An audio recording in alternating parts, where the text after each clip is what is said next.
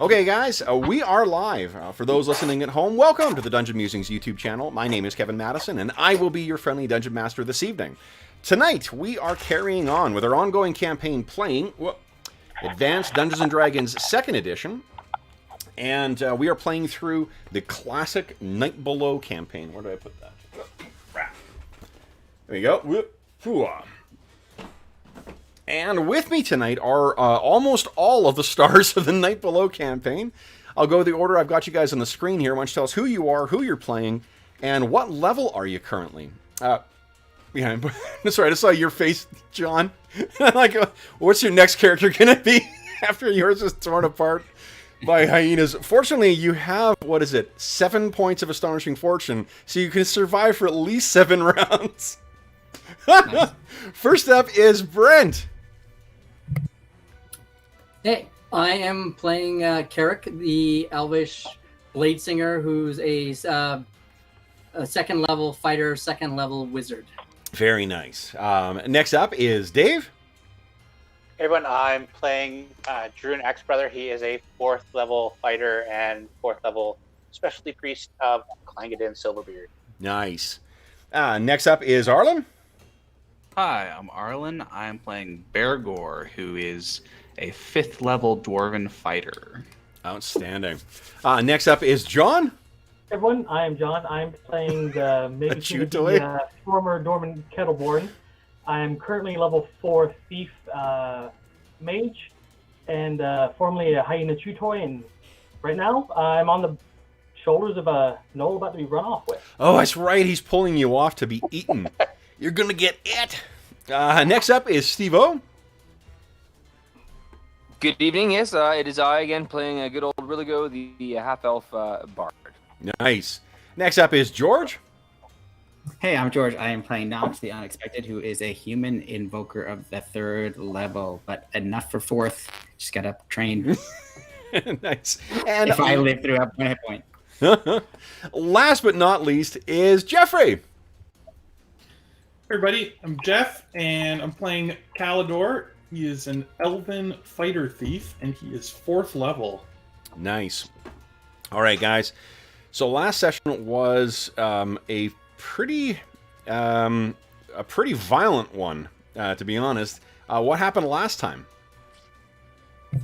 I remember hyenas and snapping teeth, and that's it. I know, stand behind a bush, and suddenly I was on the ground, and everything hurt. Yeah, we attempted to ambush the gnolls, but it felt more like they ambushed us.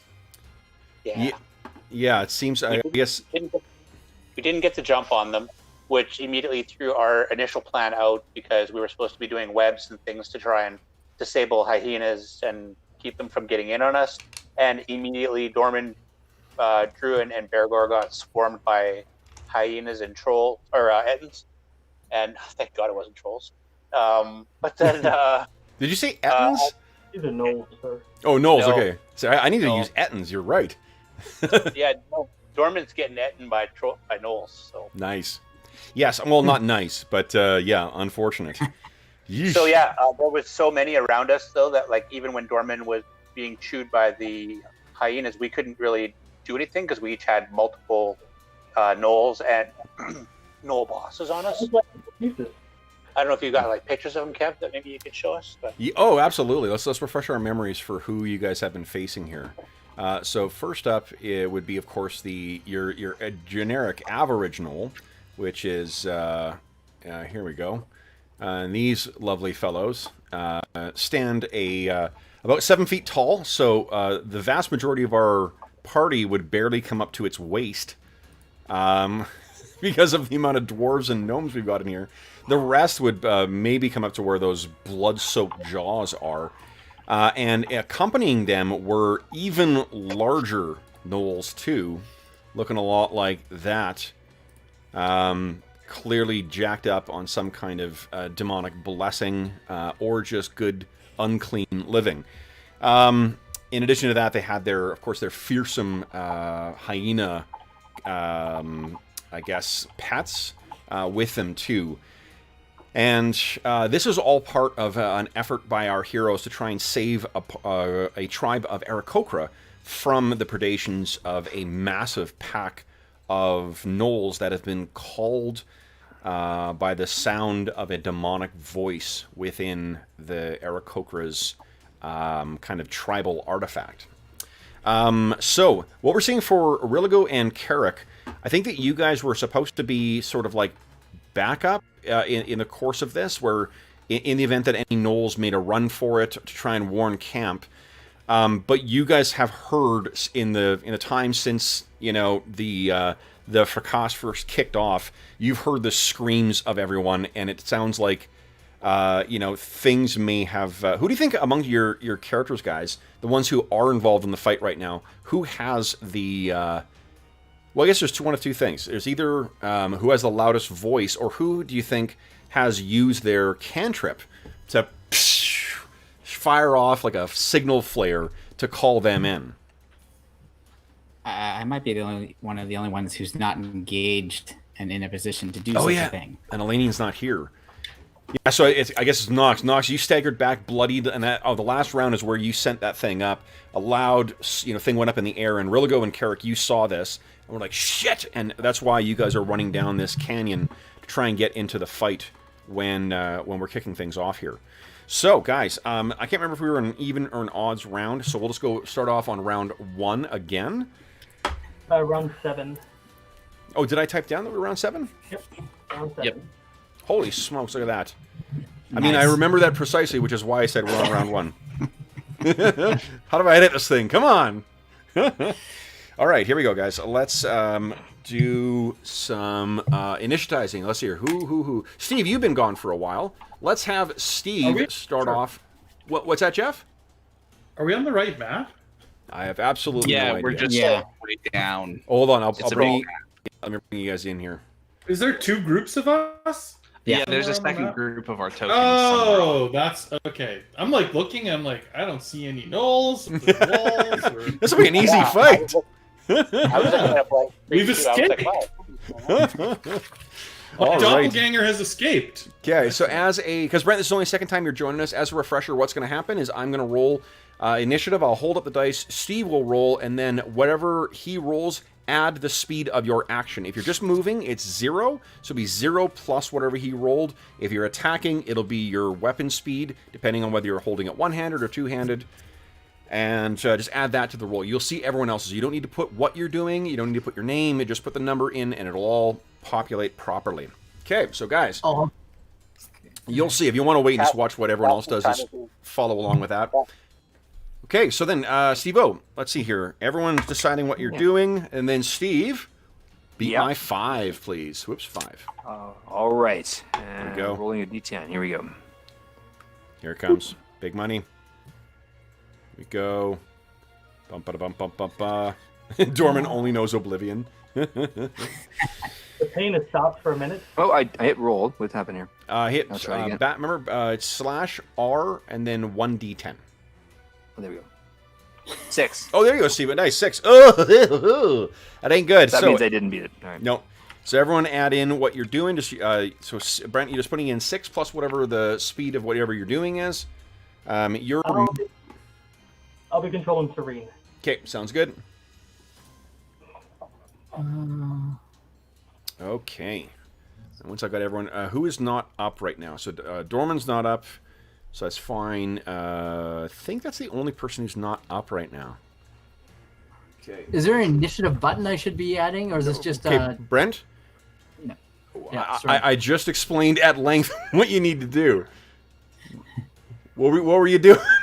Did I? No. Are we breaking up? I totally down my weapon speed, so I'm just looking. But you're not rolling individual initiative. What you're doing. Yeah, no, I know. So I just need to type. Are everyone just typing in the numbers? Yes, that's why you look at what Steve rolled, and you're going to add the speed of your action to that.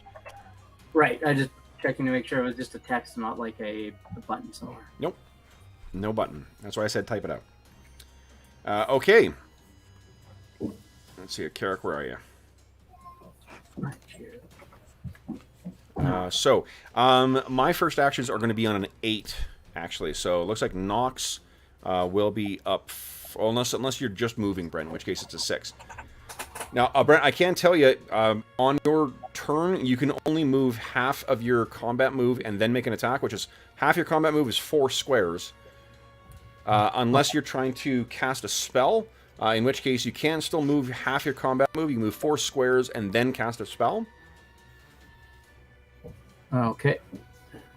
Oh, and these green lines. But the these thing are is, walls- okay, so let me just back up, Brent. The reason I ask, what you're going to do, you have to decide what you're going to do before you see the result of the initiative.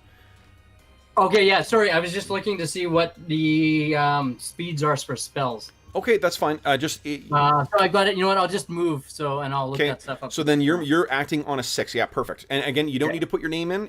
I can tell which character it is. Just put the number in. Okay. Can you Okay. guys hear me? All right. So then, first up is Carrick. What are you doing? I will move my 4 squares up. Oh, Steve-O, did you add what you're doing in? Sorry, just yep. Just trying to calculate here. I think I'll do the old +1s, or are we too far away from? Where's my character? Sorry. You're way too far away. Sorry. No. Well, and if Brent is only moving, he I'll can use my move staff. farther than- All right. He what? Sorry. Farther than if Brent is only moving, he can move farther than just 4 squares. Yes, he can move Is that 8 right? squares. You can move your full combat move, Brent. Or you can run, take a penalty to your AC, and then get move up 16 squares.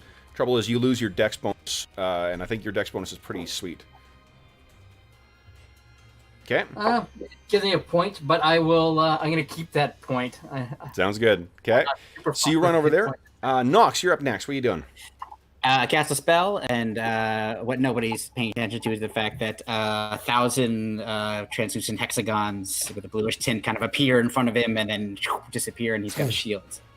Nice. Outstanding. 15 rounds. Okay, next up is Bergour, who will be simultaneous with the hyenas. So what are you doing, Bergour? I'm trying to slash this wounded hyena. Okay, you're going to be suffering a -2 to hit. -2 for being Yeah. grabbed, yeah. Or wait, no, it's grappled. You're at -2. Yep.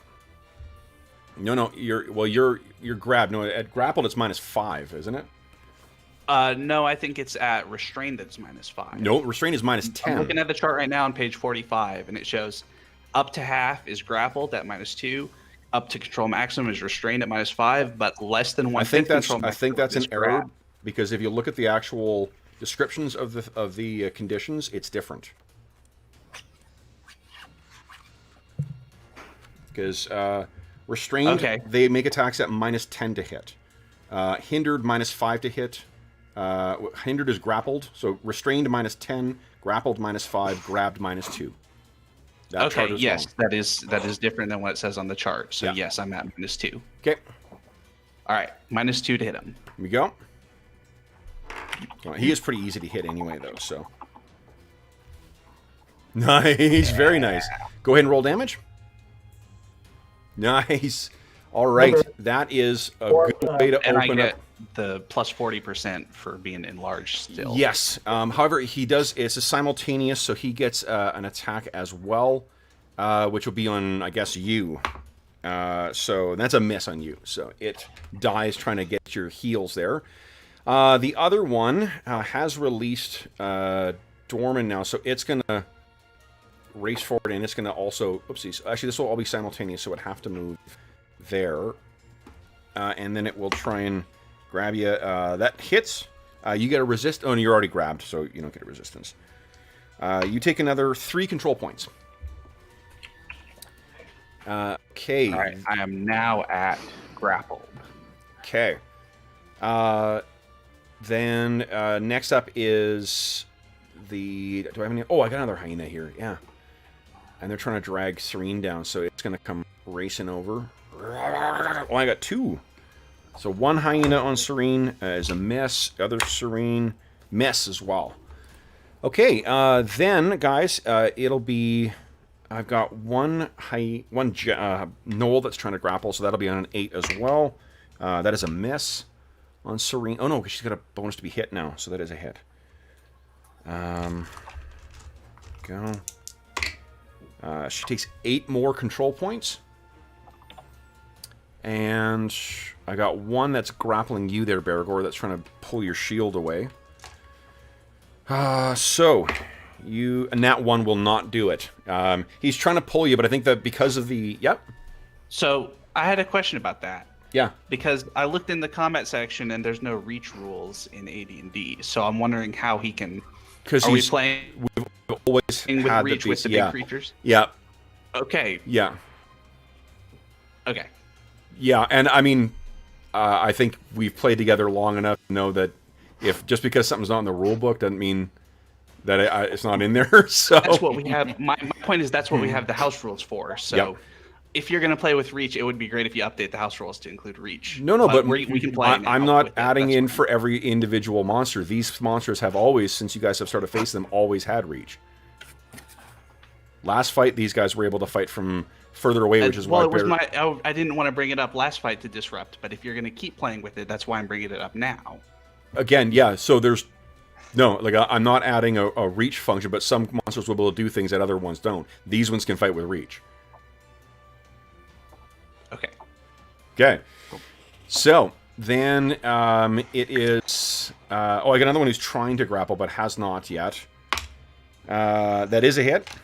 Bergour, you take another 11 points, control points.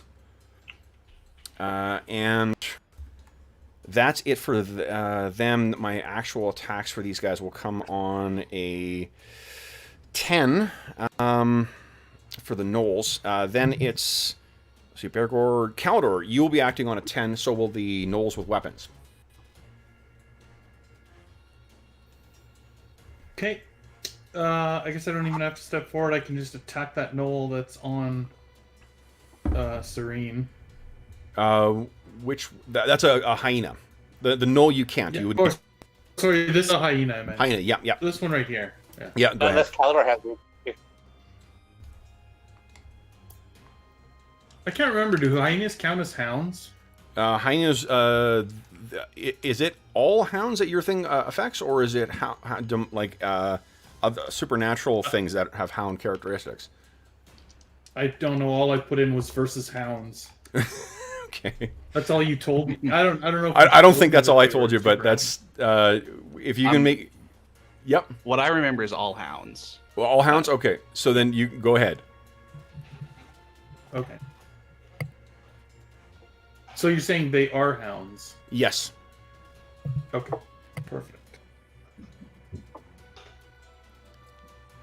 That was just damage. Oh, you did hit. Okay, sorry, I didn't roll an attack roll. Yeah, sorry, AC1, yeah. Okay, yeah, that's a hit. Okay, all right. Then it is the gnolls with weapons. Okay. Let's see here. We got he's grappling. One on Druin. That's a miss. I got one on Bergour. That's a miss as well. And then this one is dragging old Dorman with him. I'll let him move half. 1, 2, 3, 4. Yeah. There we go. All right. And Dorman is currently stabilized at -9.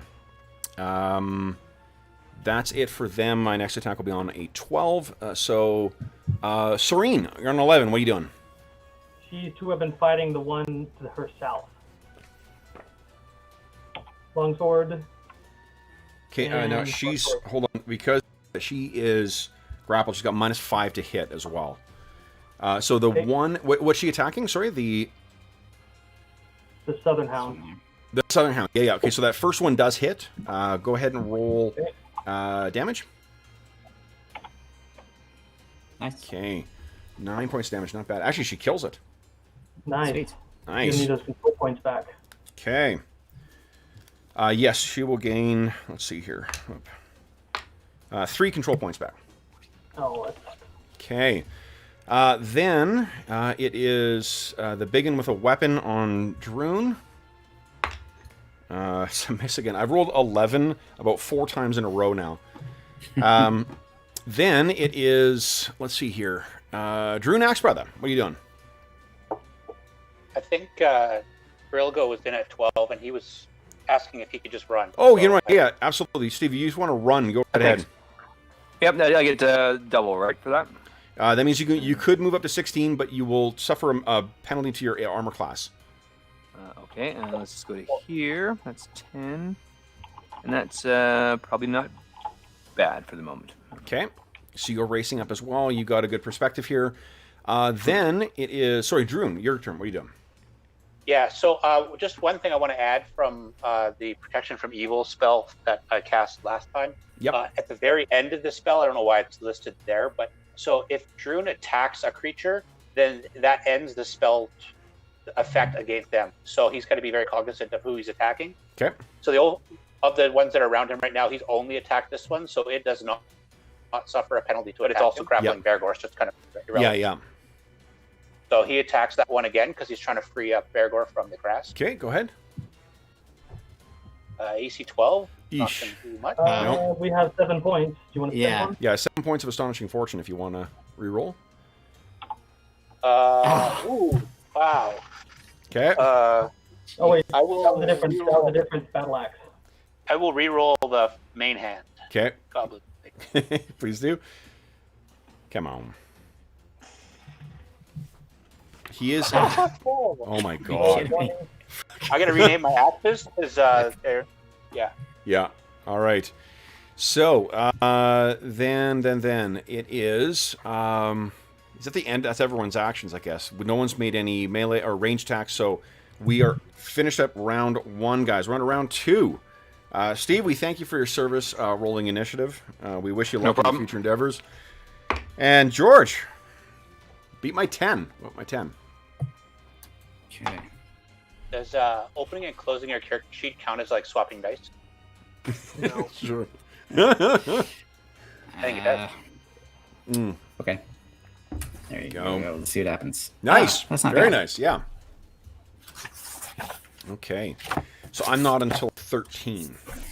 Actually, that's not true. I'm on a 10. I'll be dragging old Dorman.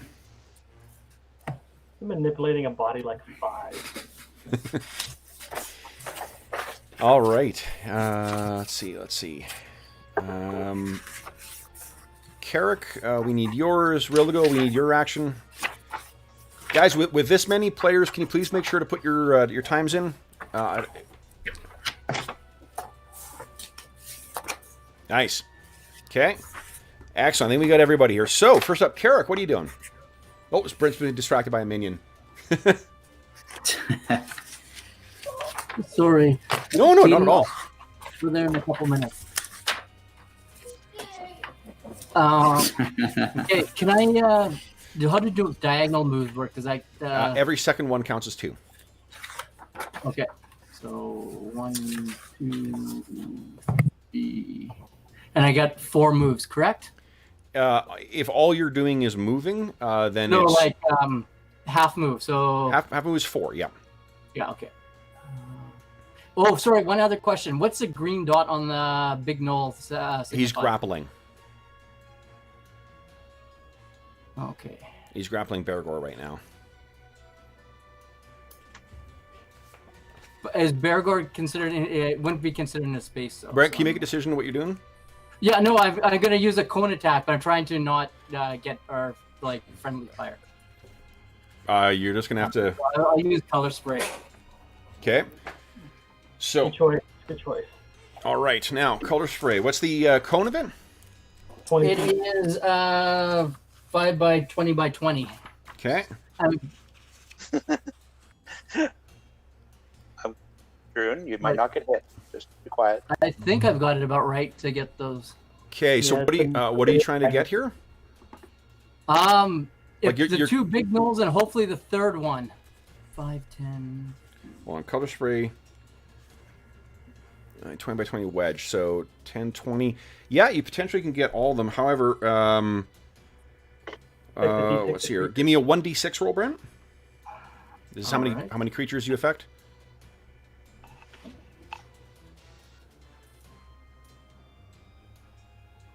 6, nice. All right, so all creatures above the level of the spellcaster, and all those of 6th level or higher. So 2 of them are higher level than you. The 1 is going to be blinded automatically. The Knoll is not. So let's see here. We'll make him blinded. Let's see here. Yeah, and if they're 3 hit dice or higher, then they're, I think, stunned. Okay, so, well, they get a saving throw, actually, against it first. Let's see, so top knoll, let's see here, 18, saves, bottom knoll, 19. And just so you're not thinking I'm jacking dice here. 18, You would 19. never do that. You would never do that. This thing. All right, so then you do blind the one on the bottom, but the two big ones, you've gotten their attention, but it does not seem to have affected them. Next up is Knox the Unexpected, Bergour, and Kalidor. Mine will be easy and will seem very familiar. He's not sure if there's more gnolls and hyenas to come, so just in case, he's going to use the staff to cast a stone wall over here to block off this, and it would go up 100 feet from there. Yeah. Oh, I guess you can't see. I just right? can't see. Yeah. What you can't see is there's gnolls who I forgot to move last turn who have been continually like running in one direction, and then a wall will come up and they'll slide to a stop, and they'll turn and run in another direction, and another wall will come up. I'm actually going to make a morale save for them because I'm pretty sure they're ready to run off at this point. I rolled a 2 for them. No, they're quite intent on still fighting. All right. So they're going to... as persecuted as they may feel here. Kalidor or Bergour, what are you guys doing? I'm just attacking the hyena right in front of me. Yeah, go ahead. And then Bergour, what are you doing? I think I'm attacking this knoll. Okay. That is a hit there, Jeff. Nice. Okay. Nice. Points of damage. Awesome. Okay. That is one AC tough 4. That does hit, Oh, Bergour, even in spite of the penalty. Yeah, that was with the penalty. Oh, yeah. Cool. Okay. Yeah. Holy shit. Wow. And that's plus That's the... like 40%. So Yeah. you have these two big guys. The one big one's trying to get at you. You got the hyena nipping at your heels. The other one's grabbing your shield, trying to pull you out of the way. What does it look like as you lash out and carve this knoll down? So I think they kind of like pull me up for a second. That gives me a chance. That gives me the height I need to strike him right in the head, because otherwise it'd be hard to do. Yeah. Love it. Okay. Oh, it's incredible. Then it is, let's see here. Let's see here. I guess it's Serene next. Yep, she's going to weapon fighting on the hyena next to her. Okay. Brett, what's the duration of the of color spray? For a 2-hit dice creature. For the blinded guy, 1d4 rounds. Oh, he's unconscious, actually. Oh, That's even better. Yeah, so give us a 2d4. okay. Okay, the first one. What is she attacking there? Long sword, short sword. Say again? Long sword, first attack, short sword. No. second. What is she attacking? The hyena. Oh, the hyena. Okay. So yeah, the first one will hit. Go ahead and roll damage. Nice, Brent. 5. Okay. Okay. Excellent. 3. Oh, that's enough to kill it. Boom. Nice. Okay. Then it is. No more control points on her, right? That one wasn't holding her. I don't think. There's no dot thought on it her. ran in- There, maybe there was. I don't know. Let's find out. She loses 7 control points. Okay. Then it is to Rilligo. What are you doing? I am going to. I think my range on my +1 is 30 feet or something like that. How can I don't think I can move far enough and do it. Maybe I'll just do my shout right here and give us both a +1 for the round. Okay. Do you want to move as well? You can move 4 squares. Even from there, you're getting there. Yeah, you're getting some people. Okay. Yeah, if Okay, you move okay. it like here, you probably. No, wait a second. I can only move 4. So if I go to here. And then it'll be Druin. Okay, I'll do that +1, everyone. Okay. +1? Yeah. So what's that ability do, sorry? Does that +1 work for Druin? Like, even though he's right after Rilgo in the initiative? Yeah, that's fine. You can get that. Brent, he's got a spear one to that hit. if he basically like wields it and kind of rallies his allies, it grants a +1 bonus to anyone to hit within 30 feet. Okay, Druin, nice. That's a hit. That is not. Are you changing it with every attack roll? All right, No, I'm going to leave the first one because Hyena's Bane is working now. Okay, I need to there find you a go. new name for a null for it. Got it. Okay. All right, so that hits the one that's nipping at Bergour. I think it's going to try and get you now. All right, so then our heroes have gone. You're gonna have some second attacks, but let's get the bad guys to go here first. Druin, your grapple DC is a 14. That's a miss. The big one's going to try and continue grappling at you, Bergour. That is not going to improve the circumstances. The one behind you is going to try and grab you. He's not grabbing you yet. 10 plus... what does he get? He has not grappled yet, so he gets plus 5. Okay, so he does hit you. I'll put a green dot on him too. Bergour, you gain 3 more control points. I think they're going to try and yank that shield away next time. That's what they've been working up to. This Knoll's going to continue bringing this tasty gnome away. Oh. Alright, and he's going to... 1, 2... So he's running. He's running. Okay. Then, oh geez, I guess idiots are going to try and start climbing that wall. The stone walls, it's got smooth surfaces, right? Yeah. Yeah, okay, so it's a very low chance of them actually getting up this. Go. Oh, how high is it? 10 feet. So what you guys can't see is there's 3 gnomes that are like throwing themselves up and trying to jump onto the wall and doing everything they can to get over it, but cannot get any purchase on it. So what you're saying is they don't have much vertical game, do they? They do not. This other gnoll continues to try and pull Serene down. She takes only 3 more control points. This one is grappling her now. I'm going to have her kick him in the balls next turn. Okay, and I think that is it for the... we got the one attacking Druin, too. Druin, that is a hit on you. You take... That's from this guy here? Yeah, the penalty from the protection from evil. Okay, yeah. You take 13 points of damage, and 1 point of DR is ignored. All right, then you weapon specialists here. Character didn't attack this round. Bergour, or you're not using a specialized weapon. Druin and I guess the bad guys. Oh, Calidor. Yes. So you guys go ahead. And then will the big guy do his second attack on Druin. Okay, Calidor, you race over. You have a bonus to hit this sucker now because he is grappling. I'll modify his AC appropriately. Calidor, okay. 4 does hit. Yep. Roll damage. Large size creature. Okay, 9 points of damage. Nice. Okay. And hold on, is that the one that's the hound extra damage or not? No, that's the normal. Regular one. Okay, great. That actually is enough to outright kill him. So you beautiful. Yeah. Nice. You cut this thing, you have no control points on you any longer, Serene. Druin, nice. That is a hit on the hyena. Go ahead and roll damage. Druin was attacking this dude here. Then that is a miss. A big guy misses you on his follow-up attack. Okay, so then we are. I think that's the end of the round, guys.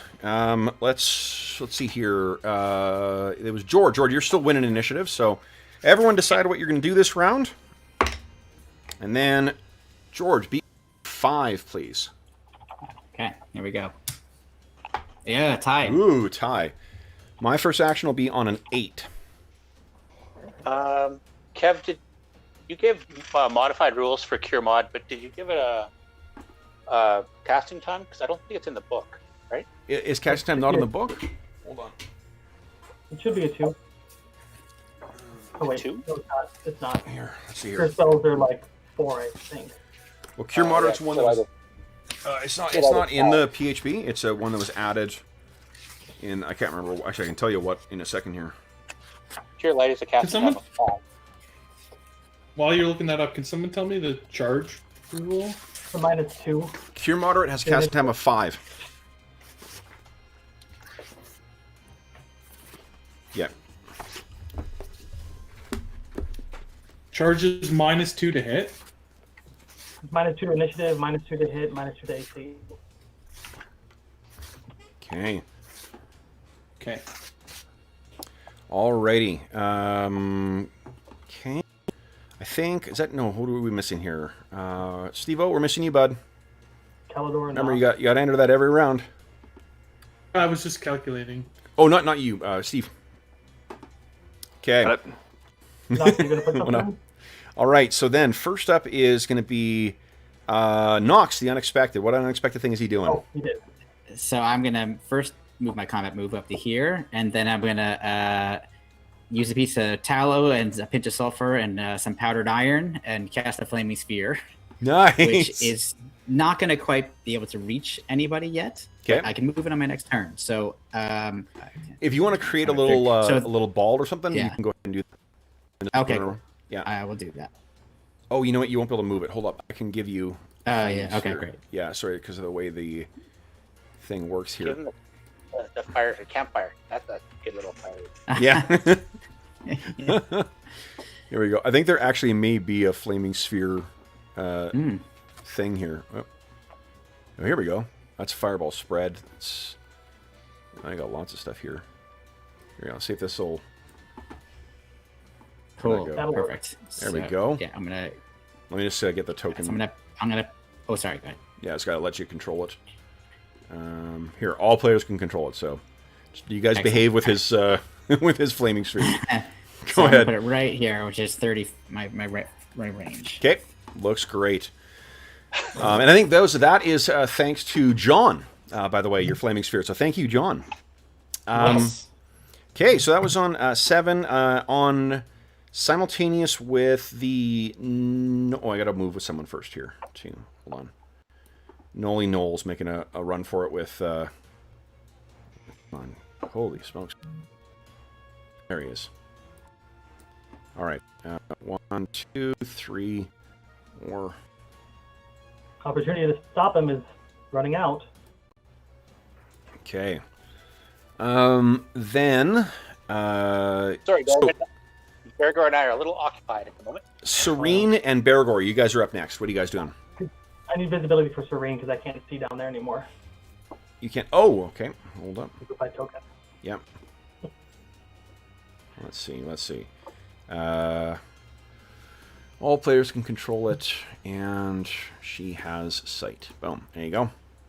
Perfect. All right. Serene, Bergour, what are you doing? Let's start with the PC. So the only thing that I'm allowed to do is try to resist being grappled at this point. So I'm doing a resist grapple 1d20 at -5, which is my natural +5 bonus -10. Yep. That's not going to do it. Okay. All right. Then it is. Let's see here.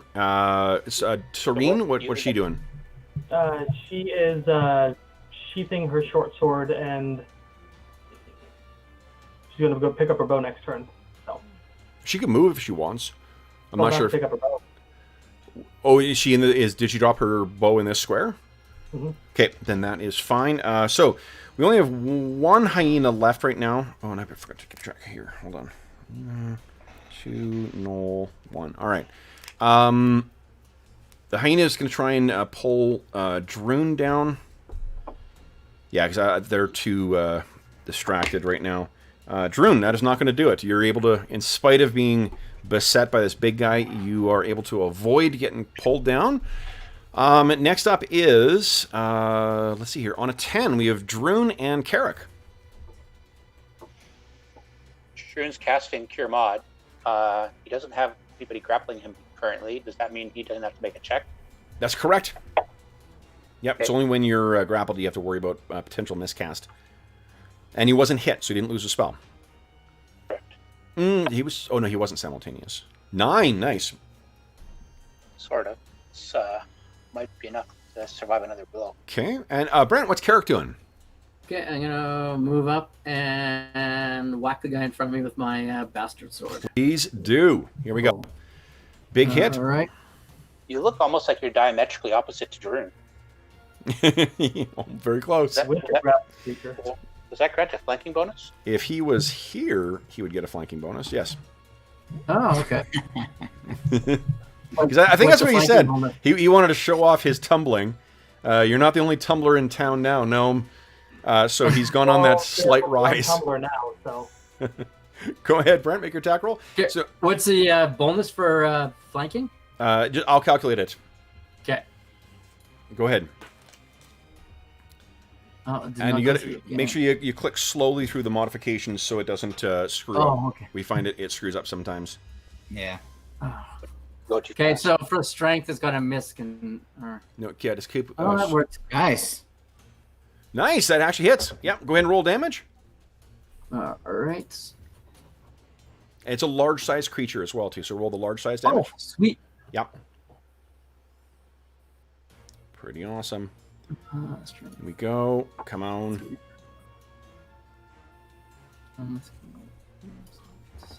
Oh, wow.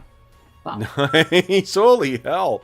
Jesus. So he's got DR because of the what do you call it?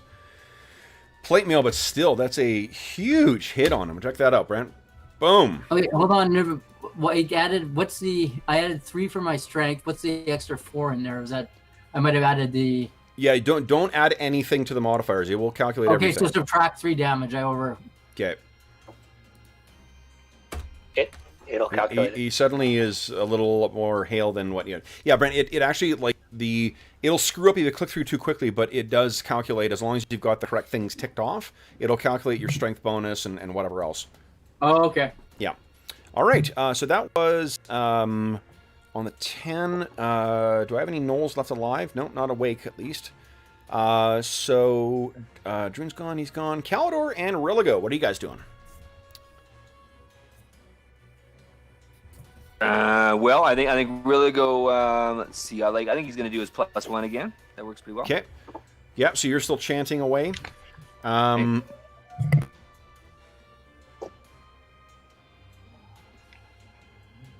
I am charging. yeah. You're charging. Go ahead. Nice. Okay. Go ahead. Make your attack roll. You're getting a +1 from Rilligo. Which one are you attacking? The bottom one or the injured one, I guess, right? Yeah, the injured one. Yeah, his AC is actually easier to hit, too. Yeah, so you hit him because he's grappling Bergour. Nice. Okay. 7 points of damage. Nice. Okay. Let's see here. Minus... we'll run around 3. I forgot. Okay. Minus... There we go. All right. So he's pretty hurt here. Then it is... let's see here. I guess the bad guy's turn. Yeah. So the one that is grappling you, Bergour, he's a little fed up with this, and he's going to just try and hurt you. So he's got, what, 26 on you right now? 26 on. 26 on you right now. Okay. 17's a hit. So he pulls and bites, which doesn't itself do a lot of damage, but he's going to cash in 24 control points for extra damage on you. DR will apply against this. And you take, what's that, 10, 19 points of damage. Whoa. But it's only the last guy there who is still holding you. Then the guy who is still holding you is going to try and improve his grapple on you. Let's see here. Nope, does not. He's barely keeping his hands on you. Then the one that's with you, Druin, he's going to bring that big... that elf just came running in. I'm going to roll randomly. 1 to 3, and it goes after Calidor. Calidor it is. What's your AC? You got -2 to your AC because of your charge, right? Wait, hold on. Your dex bonus is quite good, though, isn't it? Yes. What's your dex bonus? +2. +2. Oh, Okay. no, sorry. My 3. It's actually 3. +3. Okay. Like you're talking about the defensive adjustment? Yes. Do you and you have your shield out, right? Yeah. Yeah. Okay. So it's a -3. So this is gonna be a hard hit here. A 2 will not do it. So he turns around, swings at you. You batter it aside with that dwarven shield of yours. And that, I believe, is that. That's the end of these guys. The other gnolls will move down and try and find a new place to climb, because it didn't work there. All right. So that is, I believe, the end of the round, guys. This is not a favored round, so we're on to round 4. And George, you are still kicking ass with initiative. It's not typical, so we'll see how long it goes. No. Keeping Usually self-deprecating. one and All right, beat my 4, please. All right, here we go. Nope, I failed. Okay. So we got my first action will be on a 4. I'll start going with that. Okay. Oh, come on, you.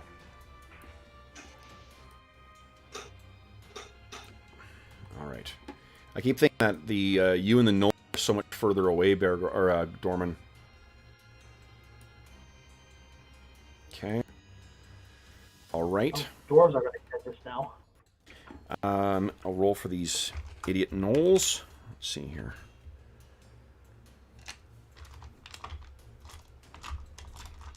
Okay, here we go. Nope. Listen, Steve in chat. No. Yes, one of the gnolls is actually making his way over the top. Finally made it. Yep, come on, you. There it is. He's not down, but he's kind of making his way over. Oh, there we go. I don't see Steve or Jeff initiative on there. Yeah. Okay. Then let's see here. Next is anyone acting on 7? No. I don't think so. Don't think so. Okay, so then I got a hyena that's going to try and take Bergour down still. Or not Bergour, Druin. And that's a miss. Then my next action will be on like an 11. So next up is Knox and Bergour. Knox is just going to point at the flaming sphere and then whip his hand forward so that it'll roll onto the knoll here. Nice. How much damage does he take? So he gets a save. Okay. And Versus if he spell? fails, he takes 2d4. Yes. He failed. I rolled a Versus 12. spell. Okay, so he's going to take 2d4 here. Okay. Otherwise, he would take nothing. Fine. Okay. The art is And not that'll- That's right. 5 is minus... As far as I know. Okay. All right. So that is 5 points of damage for him. He howls out in pain. He is not pleased. First, there's an elf who is attacking his buddy from behind, and now there's some flaming nonsense that's burning him. So then it is Bergour. It's me. Yeah. What are you doing, Bergour? Can I attack the arm of the one that's grappling me, even though his body is away? Yeah, absolutely. Excellent. Then Yeah. I'm going to do that. Yeah. All right. So I should have been clear before too. Like 2 right now. So like that kind Nice.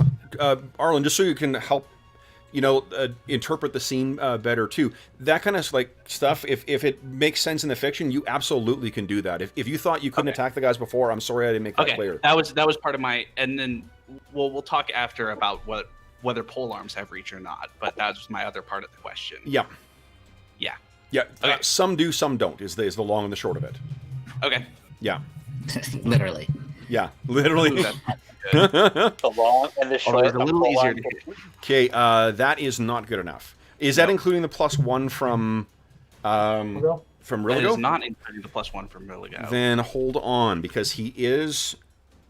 He's grappling too. He is, but because they're not at the stage where he's grappled. He doesn't start taking penalties. So that is, unfortunately, I feel like astonishing fortune. yeah. You want astonishing fortune that? Yeah. Sure. Why not? We got to turn the tide here. Yeah, I don't think Jonathan Fortune is going to save Dorman from being eaten. So. All right. Yeah. I'm now including the +1 from Rilligo. Here we go. This is, and there's the difference. Nice. Go ahead and roll damage. Did it go And that's not including the plus. That's whatever. not including the 40%. So Okay. 13. So that's 13. Okay, minus. You're using the longsword. Longsword's garbage. No DR penetration. Sword, right? Yeah. The minus. Okay. Oh, no, not 121. 11. 121's fine. Thank God, like, turns out it's fucking Excalibur. So the that's impressive damage. He howls at you for hitting him. Then it is let's see here. That was 9 and a 9, a 10. Dorman Kettleborn. What are you doing? I'm guessing that's Serene. Yeah, Serene's picking up her bow and then moving. Okay. Closer. Then it's Calidor acting simultaneous with some of the big guys. Yeah, I'm gonna continue to attack this one right here. Please do. Go. There was a whole group of people in the wilderness cheering for Calidor at this very moment. Nice. Oh. Calidor, oof. And the crowd goes silent. They're so fickle. They The turn crowd. in so quick. All right. Then I've got the one that's grappling. We want Calidor to spend a point because I think we might need it. Calidor, you want to spend that? You want me to? Sure. Yeah. I can. Do it. All right. Yeah, I can roll my attack actually anyway. Oh, it's 19. worse. Well, Okay. Bergour, another 4 points, 4 control points. I'm rolling terrible for their CP. Then, let's see here. Next is going to be... Dorman's gone. Carrick, what are you doing? Oh, you're muted, Brent. Hey, sorry, I muted when King came by. That's okay. I will hit him with my sword. I believe I get 2 attacks this round, right? Right, but the way it works is you make your one attack, and then at the end of it, we'll make a second iterative attack. Okay, got it. Yeah. Right. Go ahead. You get a flanking bonus as well, too. And a +1 from Calidor. AC 1 is a hit. Go ahead and roll damage. come on. Go. Nice. Very nice. Whoa. That really messes it up. Blood is dripping down from its big canine-like maw. Okay, so then it is... Let's see Do here. I get the second attack? No, this round? again, at the end of the round, Brent. Oh, sorry. Okay, I get it. That's okay. So then this thing is going to counterattack against you. And Carrick, I don't... Oh, I do have AC. Your AC. Oh, do I have your AC down? I don't. What's your AC, Brent? I believe it's 2. Let me just confirm. Oh, 3. Sorry. 3? Okay. Right. All right. I know yours is sort of situational on how you're holding your weapon and whatnot. Okay, so this thing's going to bring it spins, readies that big old weapon of its, and 18 is a hit. Okay. You take 13 points of damage. Wow, Carrick. That knocks me right out. I'm Okay. at 0 now. Okay. So it sweeps and knocks you aside. And then the one on Calidor. Does it have to move or it takes damage or what?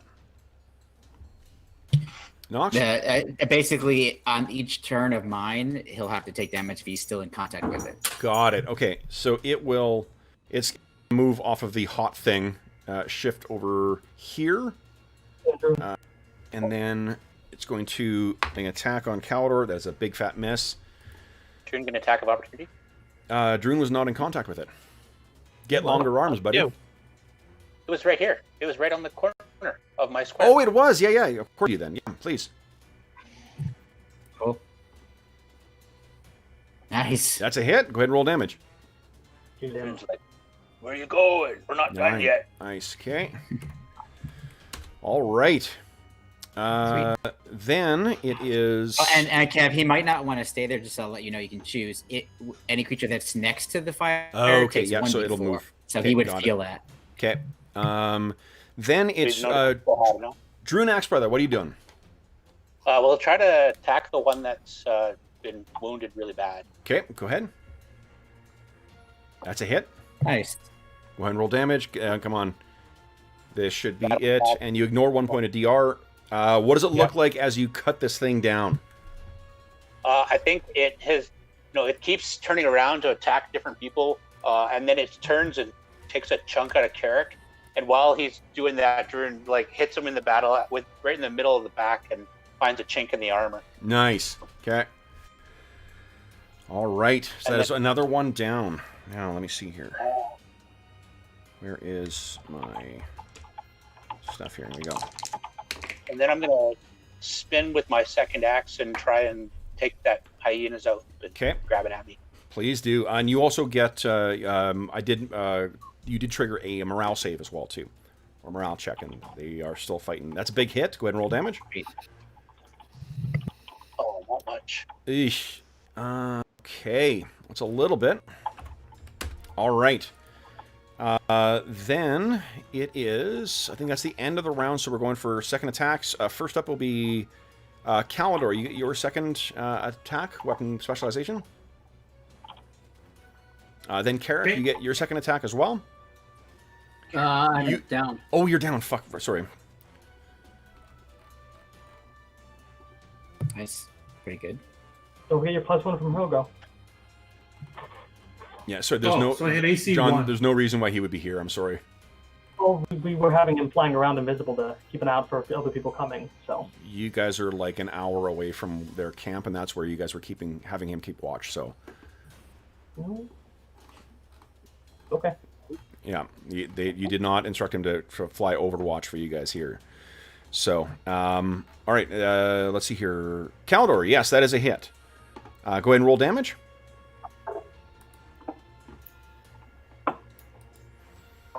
Wow. Nice. That is enough to actually kill it. Calidor, what does it look like? Calidor sees the dire state of his friends, and so he lunges right for the heart of the giant gnoll. Incredible. And stabs him through. Yep. So that is one kaput gnoll. All right. Then I don't have anything that's got weapon specialization left alive that's actually using its specialized weapon. So I think that is the end of round 4, guys. We're into round 5. And somebody else has to roll initiative because I failed. Druin's specialized, but he. Next up is Cal. So Jeffrey, you are rolling initiative. Beat my 2, please. 2. Druin shouts out that it's talking to Okay. Kev is talking up the action, or do you have to wait till your turn? I can't remember. Just wait till your turn. Okay, now, let's see here. This thing is going to release Bergour, and it is running. 1, 2. Nice.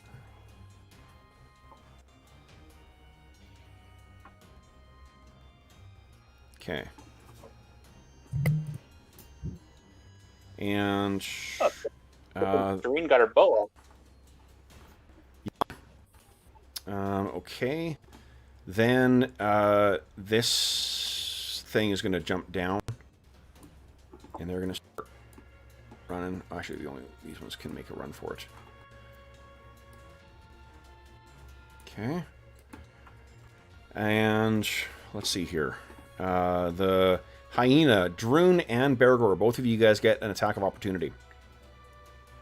Let's see if it lives through this phalanx of attacks here.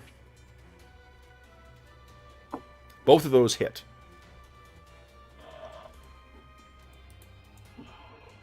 Oh, that's good. Oh, that's bad. Yeah, no, the two of you, between the two guys, that is another hyena down. Nicely done. 4. Okay. All right. Then, that was all for the bad guys. Knox and Bergour, you guys are up first. Okay. I'm just pointing and having the sphere move, roll 5 feet. No, it's not gonna do. It's not worth it. So he just lets it go because this is his last round. Well, so if you want to roll over and burn it, it doesn't get a save. It's a sleep. So just roll damage. Well, but It also hits you. if it is within 5 feet of anybody, those people will take damage. So I don't want to hit any of my got companions. it. So he starts to do it, and he's like, "Oh shit!" And he lets Wait, it hold go, on. and it's. Let's just be clear here. When did we start this no friendly fire rule for spells? I know. Have you guys been talking behind my back? Come on. And it dissipates this round, so Okay. it can. Yeah. Okay. Then it is Bergour. What are you doing? So I'm gonna shout, Calidor, really go! They took Dorman, and then I'm gonna walk over and get ready to coup de grace this knoll, or just attack it, or You can finish do it that. off or Yeah, whatever. you can kill it. Go Okay, ahead and roll, yeah. just roll damage. All right.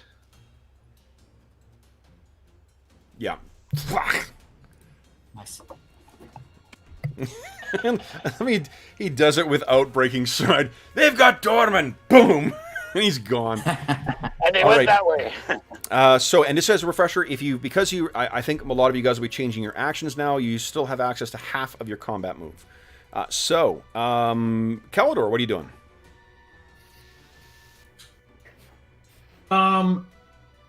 He'll yell, "Which way did they go?" and start running as he runs past them. Yeah, Bergour will just point with his sword. Yeah. And he It's doesn't. this way, Obviously, right? Bergour doesn't know where they went after they got around the wall, so you'll have Yeah. to guess. Okay. Right.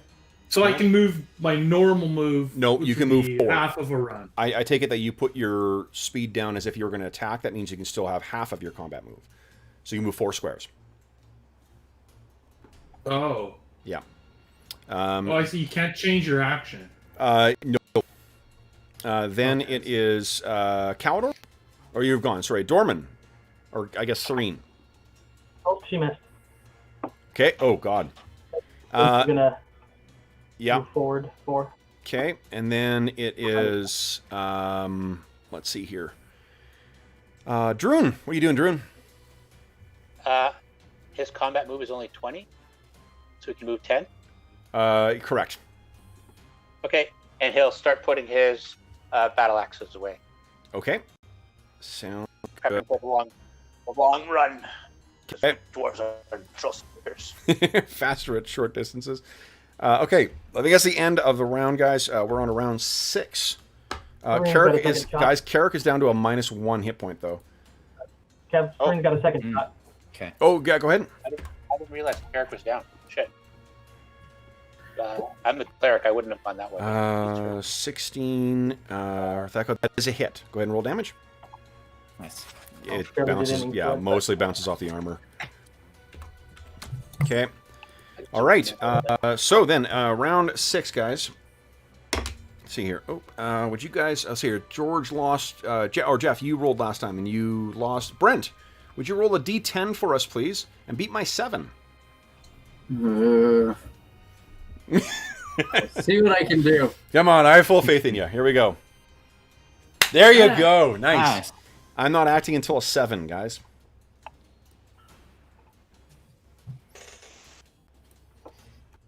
And running is a 3, right? Yeah. Yep. Yep. Okay.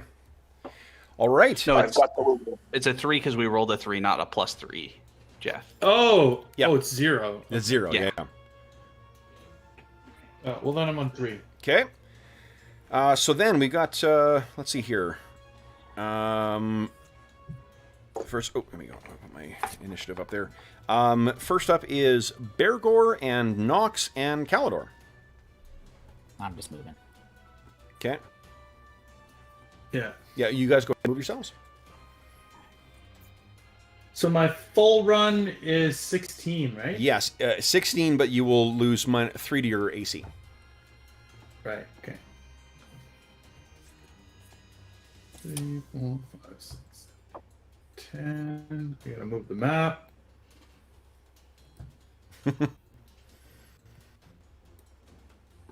11, 12, 13, 14, 15, 16. Oh, I'm right behind this dude. Okay. Then it is counters on a 3. Okay.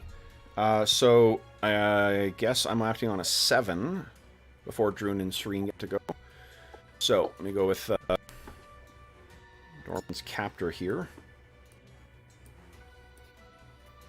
2, 3, Dragging up all of 4. Oh, come on. 6, 7, 12, 13, 16. Okay. And let's see here. 1, 2, 3, 4, 5, 6, 7, 8, 9, 10. 11, 12, 13, 14, 15, 16. Okay. And 16, I'll put them about there.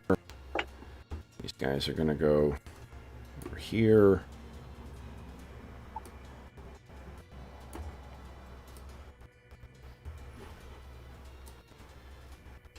Okay. And let's see here. I think I've moved with all the bad guys. So then it is Druin, Axebrother. What are you doing?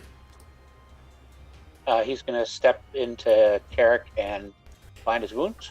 Okay, so Carrick is stabilized at -1. Then it is Serene. I was going to fire at the guy, but he's not in her line of sight. So she's going to move 4 squares up to the north Okay. and stow her bow. Okay. Then it is, I guess that's the end of the round, guys. Okay. So, round 7, or no, this is round 14, I guess. Let's see here. We tied. No, you guys won initiative. So, Brent, would you kindly, once again, beat my 6. 6. Kev, do we do Carrick's mortal wounds, or only once he's received healing? Only once he receives healing.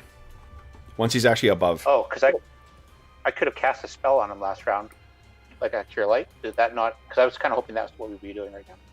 Yeah, like if you're casting a spell, then that's what. Like, was that what your intent was by binding his wounds, or?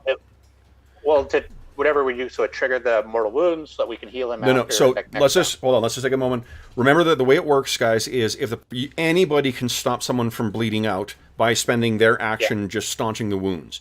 That is separate from applying healing, which might bring the person above 0. Once that happens, then we check the mortal wounds chart, and that'll determine whether you're still bleeding out or still dying, or whether you're actually above and recovering. Okay. Does that make sense? Then I totally would have cured him then, because I have like 5 cure spells. That's fine. The higher level cure you were rolling, the better the chance of his recovery. Okay. So what level spell were you using for the heal? I was just going to do a Cure Light. Cure Light, okay. You do not have the healing proficiency, right? I do not know. Okay. Brent, what is your constitution?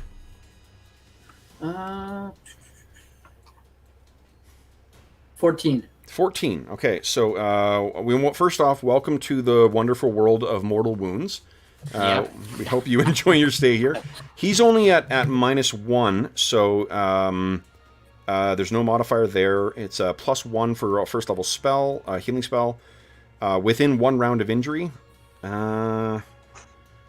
He went down he bled out last round.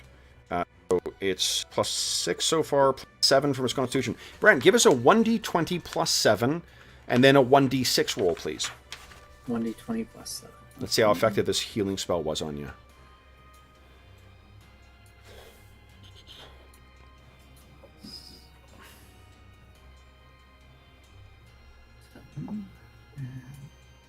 Yeah, Brian's asking if there's a chase scene now.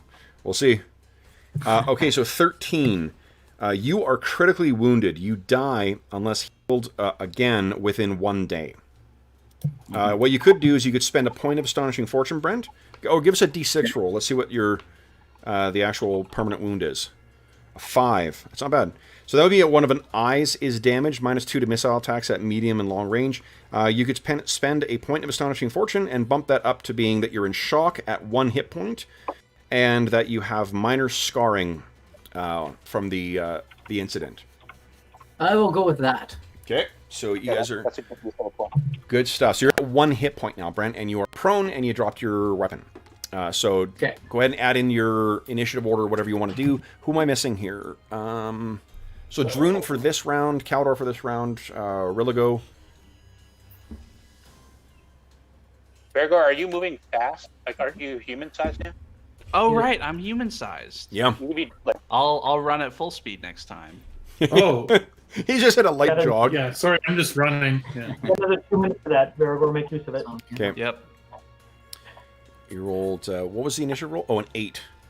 Shoot, so hold on, I gotta go with my guys first then. Uh-oh. I'm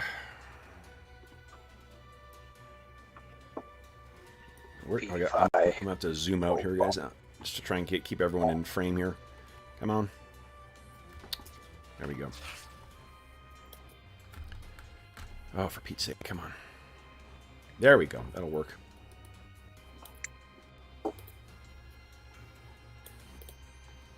Yep. What's going on here? Come on. Come on.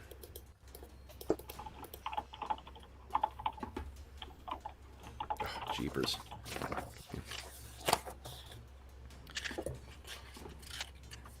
All right. So, this map, which is going to be the bane of my existence, it is chugging so much, and it's funny. We've had other big maps that we've used regularly, like the Heathertop Warren map, and it's not nearly as much of a pain in the ass as this one proving to be. All right. So here we go. Here we go. And this isn't where we plug Gabriel Pickard, right? This is. It has nothing to do with the beautiful nature of Gabriel Pickard's maps. It has nothing to do with him. Okay, so then no 1, 2, 3, 7, 8, 9, 10, 13, 14, 15, 16. Okay. Is that a new initiative? Did I miss something? Is that a new which? A new initiative? Yeah, Brent rolled an 8. Okay. Okay. I'm looking at all 6 rolls. I'm like, oh, that's his. Okay. All right, and then Knox, you're looking pretty banged up. Oh yeah, but I'm hanging on.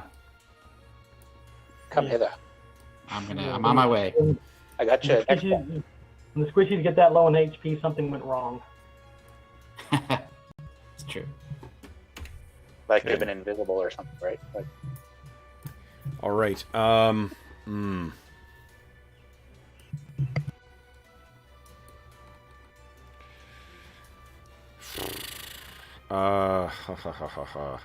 right. I'm trying to figure out visibility here, guys. Is the thing because he's getting so far away. I'm thinking that there may be some tracking that might be needed to try and figure out where Bergour's gone. Not Bergour. Dorman's gone here. But let's get your moves done first here. And what I think I'll say, guys, is for the purpose of this thing, if your attack is going to pass through, let's say, 5 squares of woods, then line of sight's going to be blocked. You can still, at this point, you can still see movement, but you can't effectively target anything that's going to be 5 squares away. And that cuts both ways. All right, so first up will be Knox, Bergour, Calidor, and Carrick. So you guys go ahead and I'll take your actions. I just moved. Oh, and so if I get up and grab my sword, can I still half move? No. You're going to be retrieving your thing, and then you've got access to half of your move from readying a weapon from the ground, and then you can stand up with that, so you could be prone. Can you make sure to keep track of your hit points on your token too, Brent? Oh, sorry. That's okay. No, I've updated it for you. Okay, then it is the rest of you guys. Everyone go ahead and move their characters. I had a question. Yep. This wall's 10 feet tall, so Serene is going to try to climb it, but can she get a running start in this corner to try to brace herself getting up? So here's what I've been giving the Knolls. I'm going to give her the same flat score because she's got she's not a thief. So I'm giving her a flat 30% chance of finding a handhold. Otherwise, she's got to move to a different square and try and find something different. So my question was, if she tries it at a corner, does it give her a little bit more to brace against? No. Okay. Just run around. When you're in combat, you don't think quite logically, and that's the quickest way over. Absolutely. Okay. So she'll have to move to a different square here. Wait, Kev? Yep. If I'm only Oh, if you're carrying anything, then your speed goes from your top one to your lightly encumbered, or do you have to be carrying the number beside the lightly encumbered? How much are you carrying right now? 46 pounds. Oh, sorry, 53 pounds. Okay. 53 total. And what's your strength? 15. 15. So you're still, you're not encumbered at all yet. 55 is when once you're carrying 55, that's when you become encumbered. I think that's okay. why you left the tent behind. So I can move 12 then instead of 8? No. The combat move is different from your move. Oh, okay. Yeah. Okay. Oh, the 12. Right, because that's 12 yards. 12 is what's used to calculate your overland movement, but because we use a different time scale for this, we use a different amount of movement. Right. In rules as written, AD&D Second Edition, 1 round is 1 minute, and I don't like that. We have it as 10 seconds instead, so I extrapolate a rate of. That's why we do that bit of math of divide by 3, multiply by 10, to figure out what your your round per round movement is. All right, so then, Calidor, you, let's see here. You've moved then? Yeah, I moved already. Yeah, great. And Bergour has moved as well, too. Who else is on 8? Knox, I think Knox has moved already. Then it's, and Serene, that was her trying to get over there? Okay. So Serene's gone already. Carrick has recovered his weapon and he's standing again. Okay, I guess is that everyone's movement? Druin, what were you doing this round? He's casting a Cure Light on Carrick. Okay. So go ahead. Oh. Emphasis on the light. Jesus. That's okay. Cure barely. Okay. All right. Now, it is. Let's see here. Round. Yeah, end of the round. All right. Now we got a problem here because we're basically going to be moving. Everyone's just going to be moving and keeping everyone. The gnolls are as fast as you guys, so Calidor will be keeping pace with them up until. Bergour will keep pace until the spell fails, and then it will end. What's the duration left on that spell? It's like 1 turn, isn't it? It's 1 minute per level, so 4 minutes, and you've used almost 2 of it up. So we're at round. It's only been about a minute right now because we've gone. Okay. Oh, sorry, no, it's 2 minutes because we're on round 13 right now, or 14 technically right now. So let me think here. So the one that's carrying Dorman can go just as fast as me. Yeah, so this is going to be a matter of a chase. Let me quickly take a look at the... Yeah, remember, Dorman weighs 88 pounds, so I don't know how strong he is. He's a large-sized creature, so he's got a higher encumbrance rate. Plus, how much do you weigh? 88 pounds, and I'm carrying about 43 pounds of gear. Well, you were. Whatever is in your hand, that's on the ground. That would have been my knife, I think. Okay. All right. So let's see. Dorman's carrying a big pile of rocks in his backpack, though. Of course. I also loosened that glue container. I also have a periodic flare that goes up to indicate my position. It's on my character sheet, I swear, Kev. Okay. So then, is it just an endurance thing? Like you can't just run forever, right? No, but neither can you either. That's what I mean. Is it like an endurance test kind of thing? Like, yeah, that's what I'm looking at. Like there are some rules for a chase, and I think that's what we're gonna have to drop into now because there's the Bergour can continue on with this for another couple of minutes, but he's very quickly just going to be too slow to keep up with everyone. Druin will not be able to catch up. Carrick will be able to start running. I guess like Carrick and Rilligo could, and Knox could in theory come, but they're like 2 rounds, behind where everyone else is. Well, all right, Knox so let's see here. down to like almost no hit points. So Yeah. Straight a minute over the wall, that would have saved a round, but stupid dice. Okay, so let's see here. there's a reason why the enemy kept going around the wall, though, and why they struggled to get up. I wasn't worried about mechanics. I was just trying to get over the wall. Oh, I know, but if your character is staring at a almost perfectly smooth sheet of stone, 10 feet tall wall, I figured she had some vertical game on her. Apparently she didn't. All right. Well, call her Serene There's Jordan. a lot of vertical gain. Dorman might have been able to do it. Dormant dunks? Holy man. Dorman has the jumping skill, and the tumbling skill, and thief climb. Yeah, Okay. but Norman's He's got only a- like 3.5 feet tall, are- right? He'd have to get like 6 feet of air to get up to the top. Oh, that's where the thief climb comes in. So the as you can probably tell on the map here, the knolls are splitting up. Yeah. They're all sort of running in different directions here. You can see which one's got Dorman right now. You just can't attack it right now, Calidor. Let me see. Oh, Serene could participate in this as well. So here's what we're gonna do. Let me measure the map here. How For to make, all to make the climb check to see if she gets over it. 100.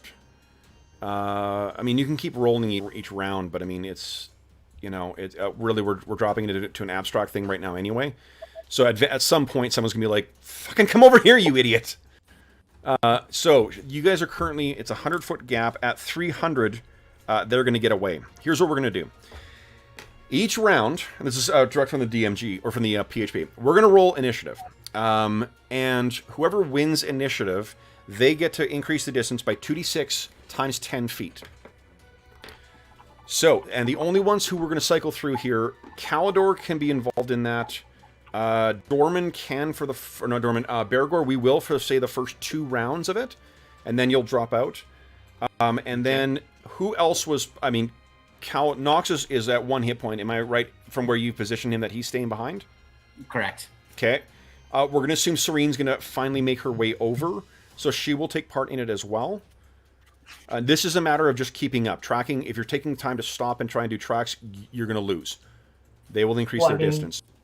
Tracking is plan B. If you lose them, then plan B will be to try and track where they've taken your tasty gnome. All right. Then, have I mentioned he's tasty? And Carrick, I'm assuming you're not running. You got 1 hit point as well, too. And I don't think you guys know necessarily what's going on. You may have been unconscious when they were yelling about that. So Eric is emboldened. He's up to 2 hit points now. okay, so let's we're going to start with Bergour, so he's got more than one chance to actually roll the initiative here. It's going to go Bergour, then Calidor, then Serene. So I'll roll mine first here, guys, so we know what you need to beat. Oh, beat my 2. Oh, shit. Just rolling a d10. I'm nice. Oh, yes! Fucking awesome. Go ahead. No, not everyone's rolling. Okay, sorry. I'll tell you when you need to roll. Now, Bergour, give us a 2d6 times 10 roll, please. 2d6. 50 feet. Okay. All right. Next round. Now, Dorman, hold on. Beat my 6. Okay. Nice. 2d6 times 10. 80. Ooh, 80. Okay. So you guys catch up to them. That would be... I'm going to put you within... let's see here. I'll put you guys within 50 feet of them. And Bergour, you're going to be about behind here, and then Serene's going to be behind that. All right. Now, let's roll initiative for combat here. We're dropping back into tactical mode. We're on the same map, but you can picture that they're further off in the forest. Yeah. We're just going to abstract this. Okay, so then, Calidor, why don't you roll initiative for us here? I rolled a 9. Oh my god. Oh my god. Of course. Oh, that's not going to work. Never mind. It's not within charge range. So, oh god. 16? Yeah. So what? He's going to make us use another point of astonishment. Yeah, you need to use a point of astonishing fortune because it's going to bite Dorman's throat out. Oh, do it. Okay. I mean, so it's not it bites him, That's and it correct. pulls to the side, and then tosses him to the ground, and then it'll make its combat move. So it's going to move. Flesh wound. Yeah, it's by virtue of because I think there's something hanging around your neck that got caught in its teeth, so it didn't my quite. chin. 2, 3, 4. So then it's trying to run away. Okay, then Caldor, Bergour, and Serene. What are you guys doing this round? You guys rolled 10, so Am I still big or? you're still big for am right I now. small? Yeah, still big right now. Okay. Probably has a lot of cover, but Serene's going to shoot it. So, Snappy Apple says in chat, you should have gone through the wall. You didn't think of that, did you? So I guess I'm gonna move up to Dorman's body. Yeah. And you think he's, I mean, from there is blood that flies from this thing's mouth, just not as much as you would expect from arterial spray. So you go racing up to him, and you can see, although there is some, there's some gnawing around his neck, where the thing bit him, he's actually, there's not substantial damage to his throat. So he's not, he is not dead yet. Oh wait, I couldn't have. Okay, To then, be back Okay. here. Bergour, I was illegally what, charging. sorry, what are you doing, Bergour? Oh, I was accidentally illegally charging, so I moved myself back to. Okay. I was cheating, so I went back. It's a quality player who would call himself on it. Well, I mean, are you trying to charge, or were you? Well, I was trying to charge while he was, but he wasn't quite in distance. Oh, okay. When I declared the charge, so that's why I moved myself back to. Oh, I see. Because I what you couldn't mean. have declared a charge Got it. Okay, once I actually counted it out. that's okay. It's the what do you call it? It's Sir Lancelot charging the castle in Holy Grail. Well, you can just picture Bergour. He's so big and tall, and he feels so fast, and he starts running, and then he realizes he's not going to catch it, and so he sort of goes back to a light jog because Dorman's going to be okay. Yeah. Okay. Then it is Serene's turn. What's Serene doing? I moved her up 4 already, but she's going to pop a shot off at the knoll. Please just to do. drive it off further. Okay. 12. She does have a 14. Thakos, that's a hit. Thwack. Oh, shit. He's not dead. He's got another shot waiting for him. Okay. 7. Okay, go ahead. Friend of Dorman, eat arrow, bastard. That hits. Go ahead and roll damage. Oh, nice. See, it makes it cathartic and it preps Dorman for that mortal wounds roll. Oh, Right. shit. Well, he's stable. Get him to a healer first. Okay, so I've got healing potions. Do I'm that. gonna- Yeah, so do I. all right. Well, what he wants is that sweet bonus you get from having a healer do it. All right, guys. So that the rest of the gnolls have run off. Bergour does it, and the first thing he sees, then he won't have a grudge. Okay. Is What? Why would? Never mind. okay. Hold on. Now, you guys have a chance to catch up to Dorman. What happens next? You guys have been running only for about a minute or so, so it's really not that far off. You can run back within a minute, get back to the rest of your allies. I think we need Dorman to pop up. So unless Calidor reaches for a healing potion, Bergour will drop his sword and reach for a healing potion on his belt. And Okay. Yeah, I'll let Bergour do it. He seems to. And we're doing Yeah. the usual sippy thing. yeah, Okay. So Brent, one of the well, what I'll probably do is sip to wake him up, and then the rest of it to get heal, him back yeah. up. The way that we Yeah. run healing potions is just like in Ash. So you can sip a healing potion to heal 1d4, or you can take the whole thing and heal 2d4 plus 2. Okay. Okay, that's what we're talking about here. So you apply a bit of the healing potion on him. His hit points are -9, so it's 9. 0 plus 1. 15 constitution. So. That's not bad. So plus 2.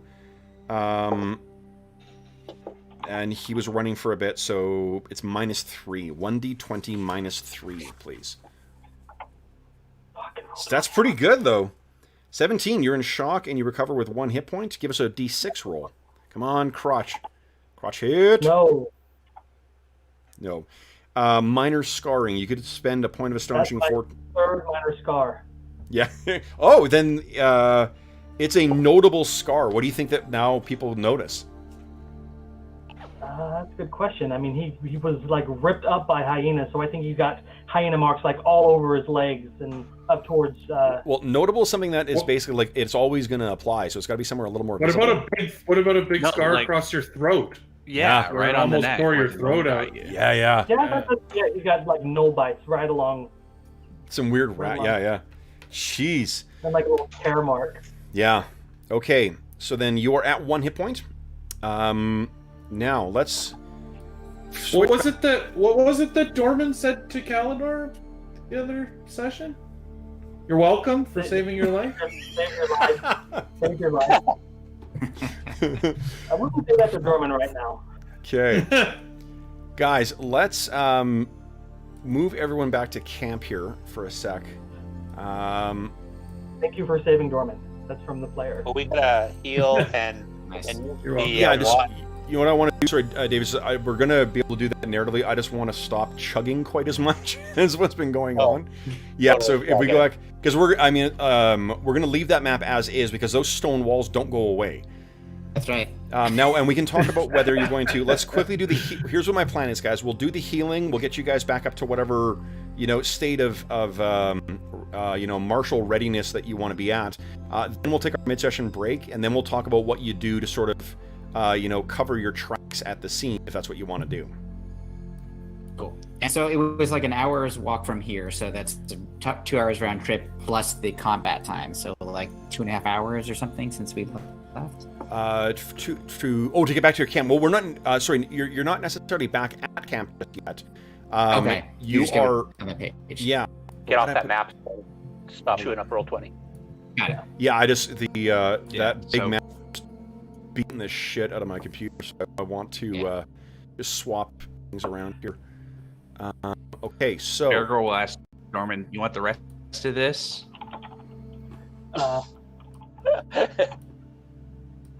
Comes with conditions. So Dorman seems to be uncharacteristically morose and grumpy. So he's like, I've got one. Oh, Dorman is, you said? Yeah, Dorman is.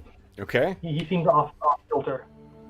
Well, I mean, Grumpy from that's, people saving I'm not sure it counts as off if you've just been through what Dorman has been through. absolutely. Well, no, normally he like brings back to his feet. He's like, "Ooh, I'm alive! Woohoo!"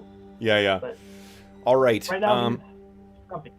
So as you guys meet back up, Druin, did you have some healing spells you wanted to? Yeah, while they were running off, he's going to cast another light on Carrick. On Carrick, okay. So let's see here. Yeah. Brent, you're going to get nice. Oh, nice. 8 hit points back And then for a- Carrick.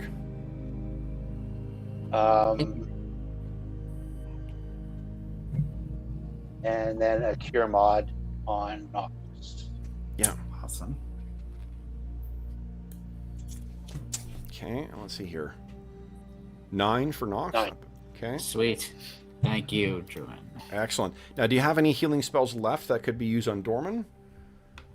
Nope. Well, luckily Dorman has 2.5 potions. I have no idea if Dorman's alive or if they're going to come back. And these guys, we had to prep in case we had to go back out and help. So Yeah. tactically, this is our best move. Okay. Dorman's just gonna chug his half potion and heal 4, and then he'll just say, "I'm fine. Let's go." Okay.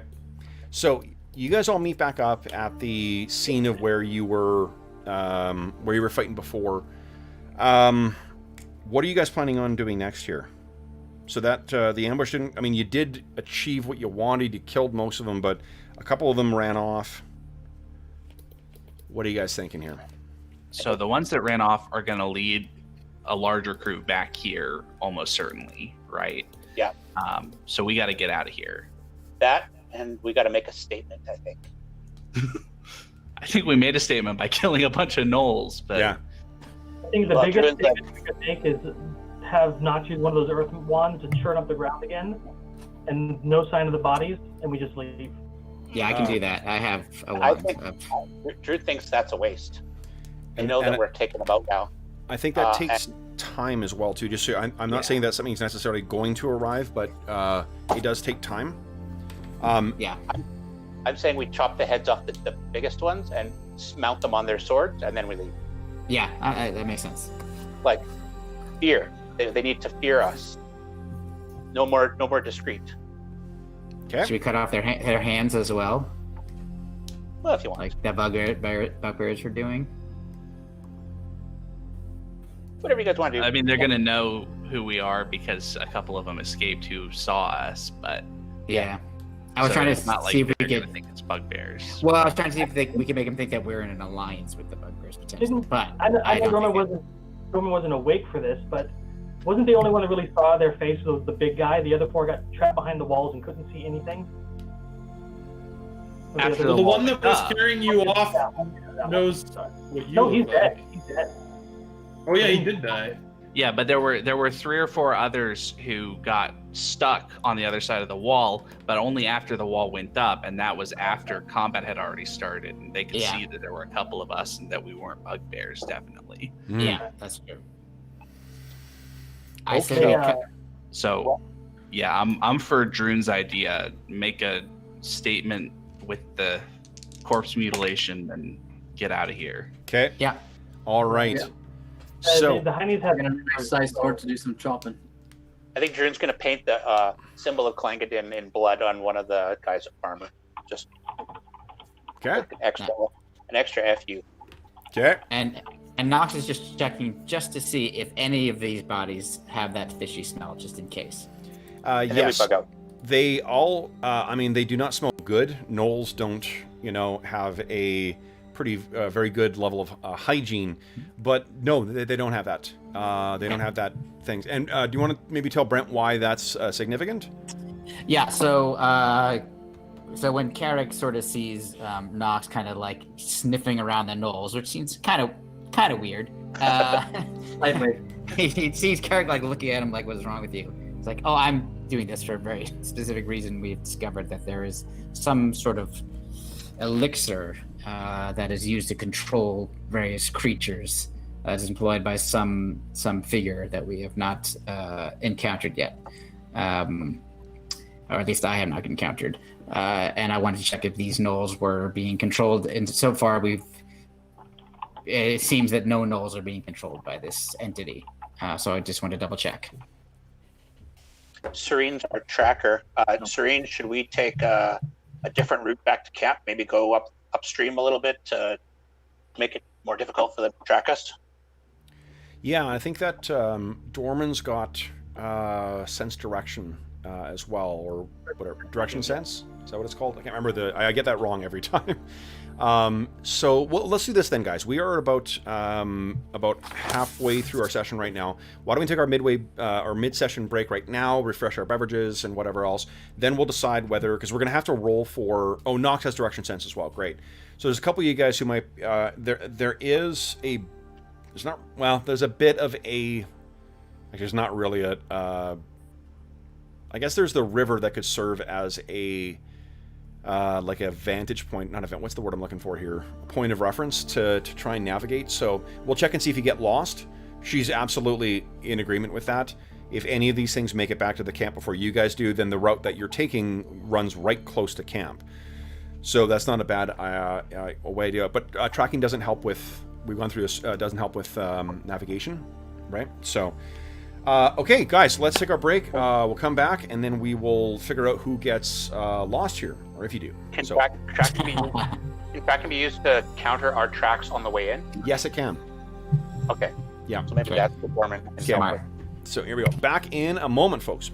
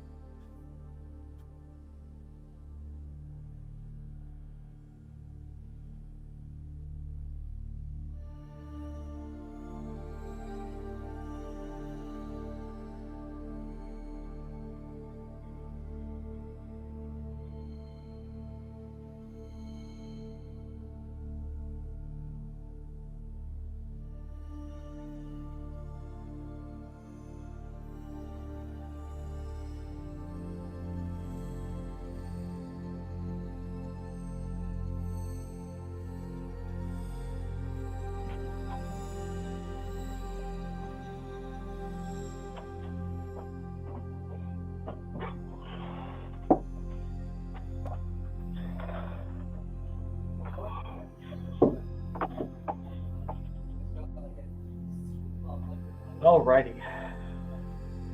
That was nail biting on edge of your seat kind of stuff.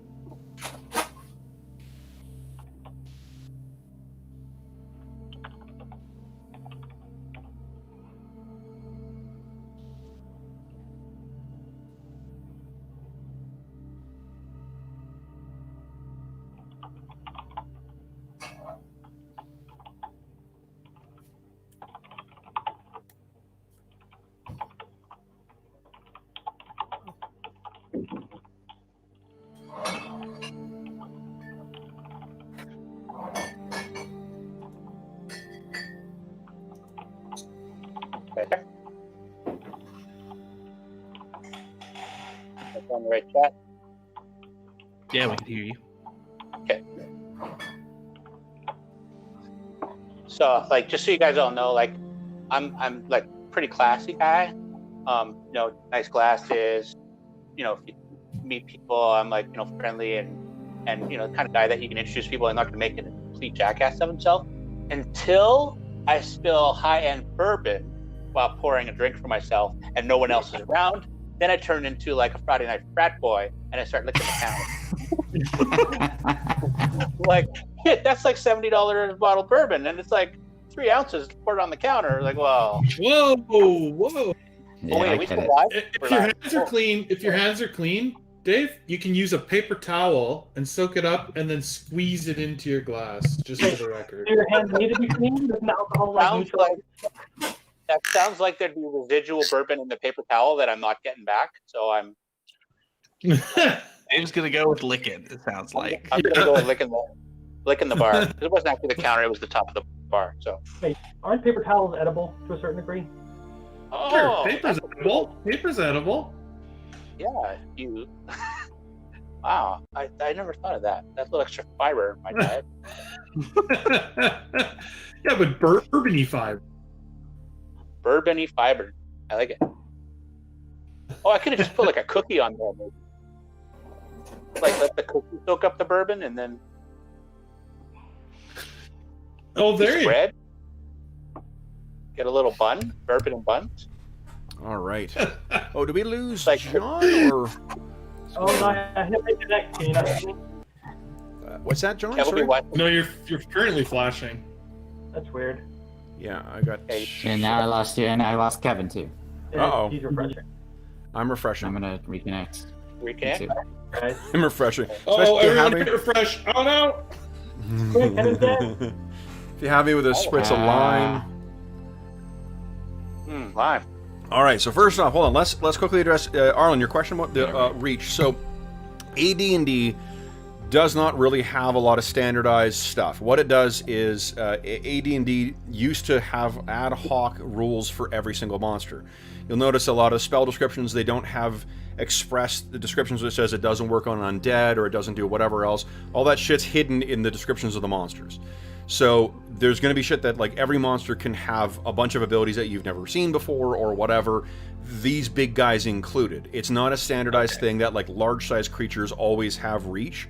Okay. But you know, it's also like in the same way that I don't talk about any of the other rules. Like I don't expressly call it out. If I'm able to attack you guys from that far away, it's because these particular dudes, I pictured them being able to do that. They're that big and able to get that far away. Okay. From my perspective, it was the 3.0, 3.5 large creatures have reach, and I thought, wait a second, didn't we have this discussion about that doesn't apply to this campaign in that way? No, it doesn't, and Which that's was why I was, yeah. Yeah, it was these creatures specifically, because of in the same way that what my thinking was, and the thing is, like, this is for your edification, so you understand that there's thinking behind whatever, because there's going to be constantly things where the monsters don't do what you. Yeah. Because these guys have that weird hunched kind of like almost simian gait, it's easy for them to reach forward and get you. They don't take up as much space. That's why I've got my gnolls all on 1x1 squares. But these bigger dudes, they're bigger and beefier, so that I'm giving them bigger space, and they're able to, get in and get at you.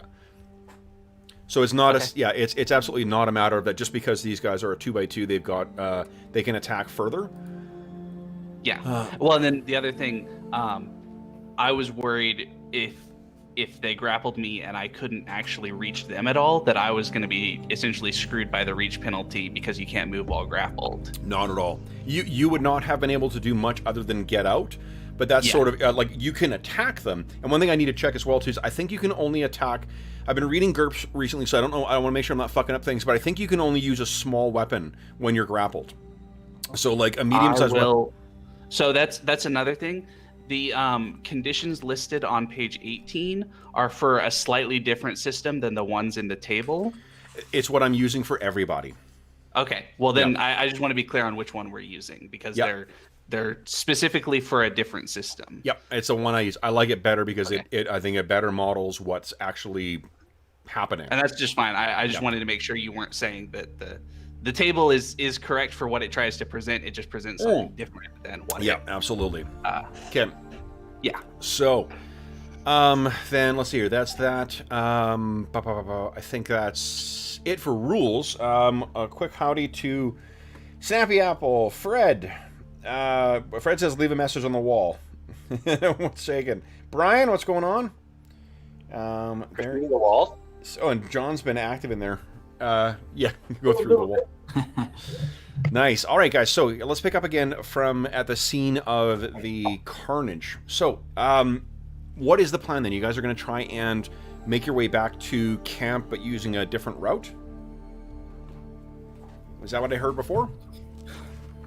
Do we need to hide? So. We can hide the way here. You haven't. I mean, if you want to travel all the way back and try and cover your tracks, then yes, but you're doubling your time then. But if we go a route and we stomped our way here and left them a trail anyways, what does that matter? Sorry, Dave, maybe I'm not understanding what you're saying. Are you saying like you're going to try and cover the trail as you go on from here, or you want to cover the trail that led to here? No, so Druin's like, well, if we made a trail to get here and we don't bother hiding it, what's the point of taking another way back if they can just get to here and follow our initial trail to here? Right. There's basically 2 trails. One on the way there, one on the way back. We got to cover both if we Or just wanted cover to the make one. sure. Our initial path to get Well, but the our Amber initial Trail path is going to be a trail unless we specifically take action to cover it, and they'll Right. follow that back to the camp if we don't cover it, is I think Dave's Yeah. point. Yeah, so why don't we take the original trail back and just cover that one? I Well, mean, then do we? it's slower? But if we can, I think if we can get a move on, we hopefully would lose them in the forest if we can get some distance right away and hide our tracks. hide our tracks as best we can. Right. Well, okay. can we just We'd hide be our moving more tracks? slowly, but hopefully if we can hide our tracks effectively, then we'd lose them in the forest, even if we don't make it all the way back to the camp by the time they get back to the battle site. Or can we just hide the tracks right around this area where we had the fight, so that they have trouble finding which way we went? You know what I mean? Like just hiding tracks for a little part of the way, not all the way back to our encampment. Are you saying just use that wand near the fight to make it really difficult to find a starting point? Possibly, whatever makes the most sense, whether that's tracking or the wand or a combination. But Knox just wants to know what the overall plan is before we decide. Are we going back to that camp and keeping that camp where it is, or are we going to try to move that camp? If we move the camp, we need to let the Aarakocra know, because that's the only place they know to meet to talk to us. Yeah. Which is fine. Okay. We just tell one of the Aarakocra then where we're going and let them. So I'm we fine don't either know way. how to- George. Yeah, I'm just gonna say I'm fine. Knox is fine either way. He's concerned just about his ability to help out in continuing battle in terms of spell casting ability at this point. So he's happy to move as quickly as it makes sense to everybody else. Okay. So Dorman and Green, can you do something about our tracks on the way back? Okay. So Dorman, are you trying to keep that obscured from everyone, or? I just basically, because I know the hyenas have scent, and if they come here and they want to track us with scent, I'm going to try and just overwhelm their scent in that area so that it's harder for them. So harder for them to pick up your scent, you mean? Yeah. Okay. They might come across our scent elsewhere, but if it's here, they know that we did this. They know to follow the other one. Okay. So yeah, no, I can help with Serene with the tracking to obscure it. So. Okay. How many of those vials do you want to use then? Because how many do you have left right now? Well, we had 19 of them, didn't we? Are you carrying 19 vials of that? Otherwise, I only had like 2 on me. Okay. I wasn't carrying any. Yeah, I didn't think that anyone was carrying those things around. Well, we had a plan to dose up one of them if they survived and send them back. So I was carrying 2. Yeah. Okay. So we'll say you use both of them because they're not. If what you're trying to do is spread them as far as you can. The benefit is it's quite aromatic, so you can make a little go a long way. So that may help with obscuring your tracks. And who else has tracking as a proficiency? It's Serene and me, I believe. Calidor does. Oh. Calidor does. Okay. So the way we work this is you guys can choose to all roll or just one roll, and if anyone rolls a nat 20, I'll take the best roll from all of you guys. But if someone rolls a nat 20, that blows the roll for everybody. Well, What do you guys want? I have a 12 in my tracking score. What's your tracking, Calidor? 14. I'll let Calidor go for it. Okay, go ahead, Calidor. Okay. Norman's plan is to invisibility himself and not engage in combat for now. Okay. Nice. Very good roll perfect. too. Yeah, great roll Calidor, too. that's like the Price is Right almost on the button. Okay. Yeah. So a new car. Nice. All right, now for Knox, were you planning on using? Because I think from what without looking it up again, I think what Hobbs said is it takes like 10 minutes to use Move Earth. Yeah, that's right. So do you want to? If you're going to use that, what are you guys planning on doing? It sounded like what you guys had said before the break that you were intending on kind of leaving this carnage behind. Yeah.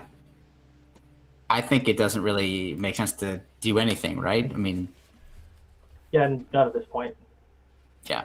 Okay. So I think he would not worry about it. Okay. Druin chopped off one of the big guy's heads and stuck it on the hilt of his sword and propped it up against a wall. So Nice. give him a present for when they get back. Nice. And Clangadin is marked there. All right. So then let's talk about getting lost here. So, and also marching order. Now, Carrick and that's it. Carrick is an elf dressed in non-metal armor. He can effectively be invisible in the woods. So if you want someone to take point and not be seen, he definitely has that advantage. Dorman, I think, still has almost a full complement of spells, right? Actually, I burned through most of them, failed casting most of them, but I've got invisibility and mirror image left. Okay, there you go. So those are also options for you as well. What are we thinking in terms of marching order here? Well, Carrick, do you want to go up front? How are you feeling? Brent, I think Oh, you're muted, Brent. Yeah. Okay. I've recovered. I can go ahead and scout. Very well. Well, Okay. but unless Carrick... Oh, we're following our... Well, but he can't Actually- track. So I don't know if Carrick is going to be able to lead us if he doesn't necessarily know the way back. Right, tracking doesn't do anything for its survival is what you need. Yeah, Tracking just it helps. Tracking. If you got a track you can follow, but there's no tracks leading back to your camp as far as you know, right? So, So I need. Hang on. Let me see if I'm trained in survival before I just. Oh yeah, that's randomly- true. just Yeah. down the way. So first off, let's do this. Those of you who have no direction or a direction sense, same option. You can all roll. Whoever rolls best will take that as the roll. But if a nat 20 comes up, it turfs everybody. What was the weather today? Weather today, I think, was to be honest, I don't remember. Do you guys remember? I think it was cold. think it was clear, Yeah, Yeah, I me think too. so. Yeah, but there's been a fair bit of rain recently, so yeah. it's probably muddy. What do you think, Calidor? Dorman took a couple hits to the head and used something out of it. So I think what Calidor and Knox, we should both give it a try. Both roll. Here we go. Well, I don't have. What do you want? I only have tracking. I don't have anything. I don't have. I think you meant Knox and Dorman. Oh, okay. No, I said Calidor, but I was thinking that Calidor was when I had it. I forgot it was. Oh, okay. So that's Got it. my fault. No, Okay. I only have tracking. Okay, so direction So sense is it's me. fine. So let's see here. It is. Yep. Okay, so 40. It is clear, so that's good. It doesn't make it harder. You got a navigator because of your serene. And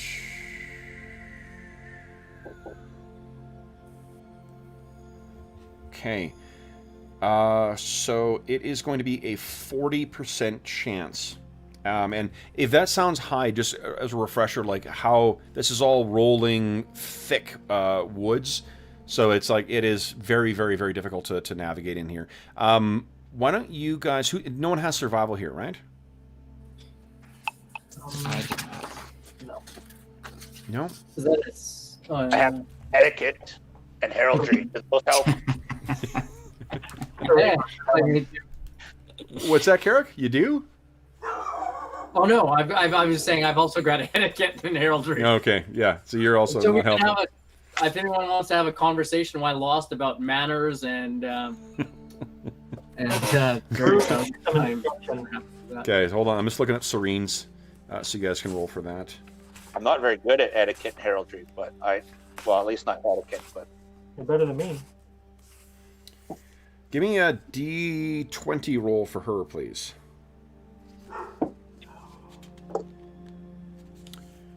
John, why don't you? since you were challenged. I can do that. Yeah. Oh, Knox did it. Nope. Okay. 2. Success, not great, but success. Okay, so let's drop that down to a 30%. So, guys, go ahead and whoever wants to roll for getting lost, give me a percentile roll, please. I guess since I did the direction sense, I'll do it. I'll roll. We're getting lost. Okay, Easy good. for me. All right, there we go. Not lost. Good. Okay. All right. So you guys, fortunately, do not get lost. You are able to cover your tracks quite effectively thanks to Calendor. And over the span of about 2 hours, you guys managed to, rough your way back to your camp. So it's this all happened in the morning. The fight itself only took, I think, a matter of minutes. So you're probably back before noon. It was like less than 2 minutes. You guys were in the chase in round 15. Yeah, the chase lasted longer than what the actual whole fight did. All right, so then you guys make, as you can make your way back to camp, what are you guys talking about? What are you guys thinking here? Oh, I got to roll for random encounters too. Hold on. You think, Kev, you got to roll for random encounters? No, you don't. Okay. The trip back is uneventful. Okay, great. Obviously, they. What's that, Druin? Dorman's looking pretty beat up. Knox, you're still kind of beat up too. I don't know. Yeah, I think it's clear that the first ambush alerted them to the possibility of a second. There were greater numbers, right? Yeah. Yep. So as you guys, you ever seen a child's doll taken by a pack of dogs, ripped around and torn in half? I've been that doll. How I feel. Yeah, Yes. it didn't look good. what is your I was going to suggest is if you guys want to, Carrick may be interested in hearing what you guys learned about the Aarakocra. And may have something to share about that. Oh, right. I don't remember what it was called. The Orb of Storm. Yes. The elves have something from a master wizard of some kind. Ancient times. Wasn't that Calidor? Yeah, That's there was right. an ancient craftsman, an ancient elven craftsman who his masterpiece was this kind of like a scepter with an orb on it called the Orb of Storms, and he to boost its power or something. It was kind of unclear exactly why he did it, but he's an elf, so who really knows? He bound a demon in there with his own soul. And the demon is calling out to these gnolls who want to get this thing from the Aarakocra. So it's a scepter with his soul and a demon soul in it. Yeah, and somehow it's connected to like the climate and the atmosphere, and it's a wind demon specifically, but apparently it's part of why the weather's been kind of weird lately, and they say they can somehow potentially unleash it, and they're not really sure what will happen, but it involves like storms and lightning and thunder probably, and all that sort of stuff. They were kind of I get the sense the Aarakocra haven't actually used it in a long time, probably because they can't fly when it's active. Yeah. And then I was aware that the Aarakocra came into items belonging to the elves. It had ancient elven heirlooms or knowledge of, but I didn't realize that they actually had a magical artifact. Would I know anything about that? Would Carrick know anything about this artifact? Well, you've heard about the Orb of Storms from studies and whatnot, and you guys have been out trying to recover this thing. It's an elven artifact. It's not clear from the historical record as to whether it was gifted to. The guy who created this thing was a bit of, as you can imagine, elves aren't really, especially once the drow separated from them, you elves are not particularly keen on people working with demon summoning magics. So he was a bit of an outcast, but you'd heard about it in the historical record. So that led to part of your, your role as a blade singer is as a protector of like elven heritage, and your own particular interests were, you know, about this thing. And you had heard that there was an Aarakocra, a tribe of Aarakocra found like 600 years ago or 700 years ago that had some kind of powerful, someone reported a powerful elven artifact. But you've spent the last 10 years tracking where this tribe has actually ended up. A flying, you know, nomadic people who don't keep written records are a little tricky to keep track of, so it's taking you some time to find these guys. And unfortunately, it cost you all of your traveling companions to be able to find where Featherfall actually is.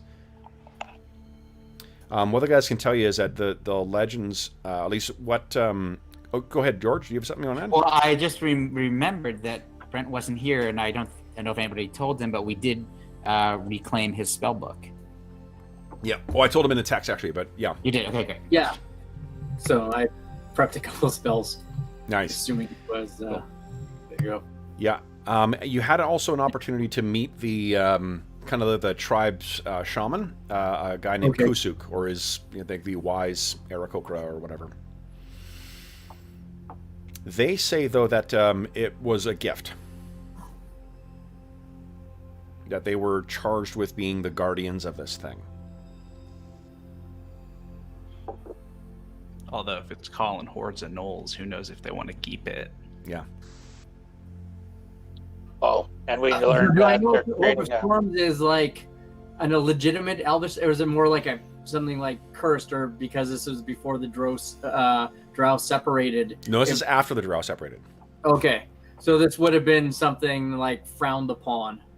Oh yeah, like I said, this is not something they'd be like. This is awesome. Let's keep it here. It's a potentially catastrophically powerful artifact, at least as far as what the Aarakocras are saying. And it's a thing that contains the soul of some powerful demon and the creator's soul. And so would my, like, when we went to track it down, would it have been with the intent then to bring it back or to destroy it? I mean, it's an artifact, so artifacts are a hell of a lot harder to destroy than just a matter of, you know. Right. Yeah. This is so like the distinction made in, it's just like in modern versions of AD&D. In AD&D, artifacts are just a different caliber of thing from normal magic items. They're effectively unbreakable without, you know, this is the go to the, you know, mountain where it was forged and toss it in kind of stuff. Right. At least that's what I've come up with on the top of my head. I mean, Yeah, That sounds like a brilliant idea. because of that, it's sort of that nature that might be what the elves were, sort of what my group was sort of maybe tasked to do. yeah, like you're sort of you've dedicated yourself to sort of protecting elven, you know, heritage and whatnot, and your particular interests are, you're the, you know, in a way, the blade dancer equivalent of like Indiana Jones, right? Right. Except that you're taking your own cultural artifacts instead of taking other people's artifacts. So Yeah. And then, but this is a, you know, slightly different, it being like the evil artifact potentially. it sounds like, who knows? I mean, this is what these bird people have said. And again, like the Aarakocra said, what they said was that they were charged by the elves to keep this thing away from everyone. So Okay. So anyway, that conversation has happened. You guys have returned. Is there any other impressions of the Aarakocra that you guys want to share with Carrick? It's hard to get much of an impression of someone when you don't speak their language. Very true. He appears to like seed very much. Then what? So when you guys return to camp, it is well before noon. It's probably only about 10:30ish. So the sun isn't even in its apex yet. What are you guys thinking? What are you gonna spend the rest of the day doing? We're gonna double the watch. Yeah, I think we need to have at least someone on watch at all times. Mm-hmm. You still Probably have a little bit. Fogcaller and Stalker are still here as well. Yeah, I think you left them in to watch the camp, so they are still here as well.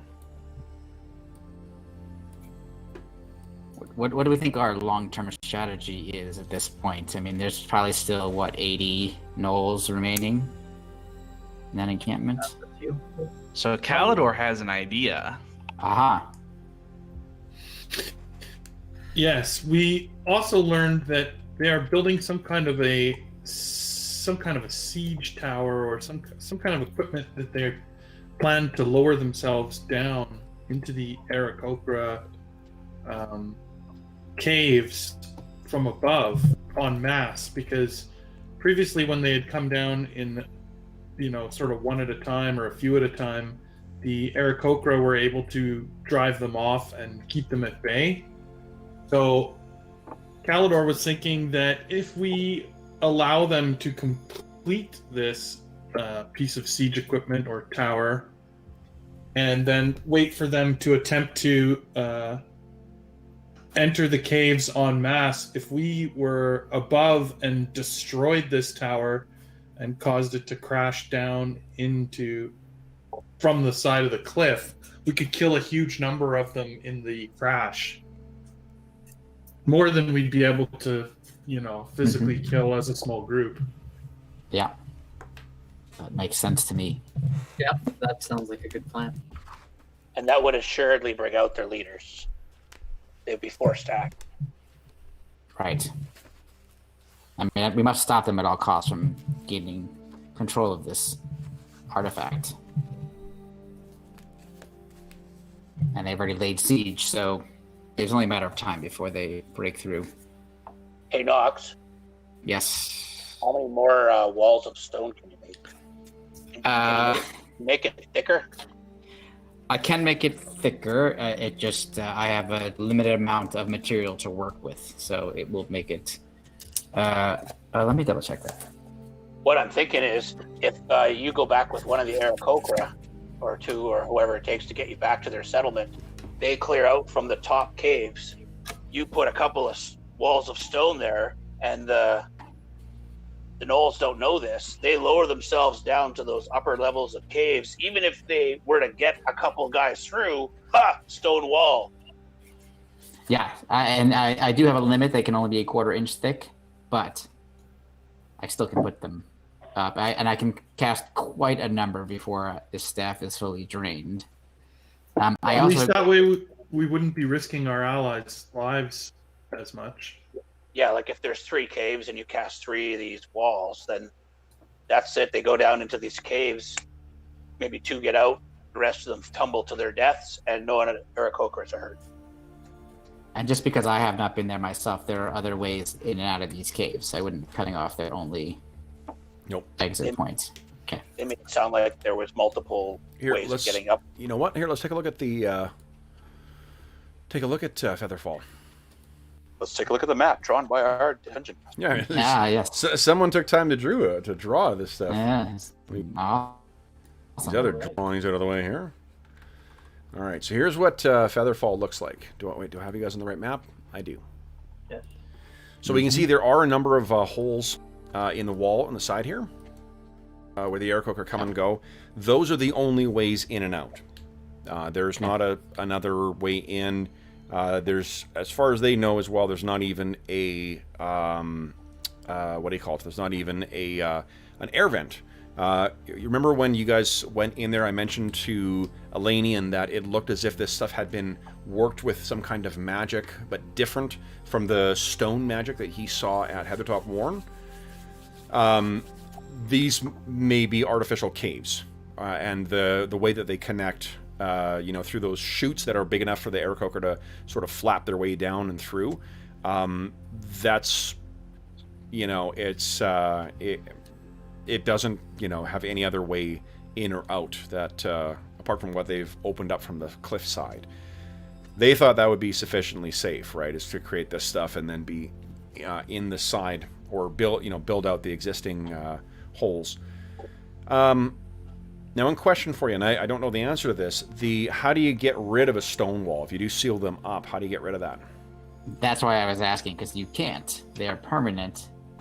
Well, so you would need a dispel magic or disintegrate spell. What about stone to mud? Is that on the staff? Stone to mud is not on the staff.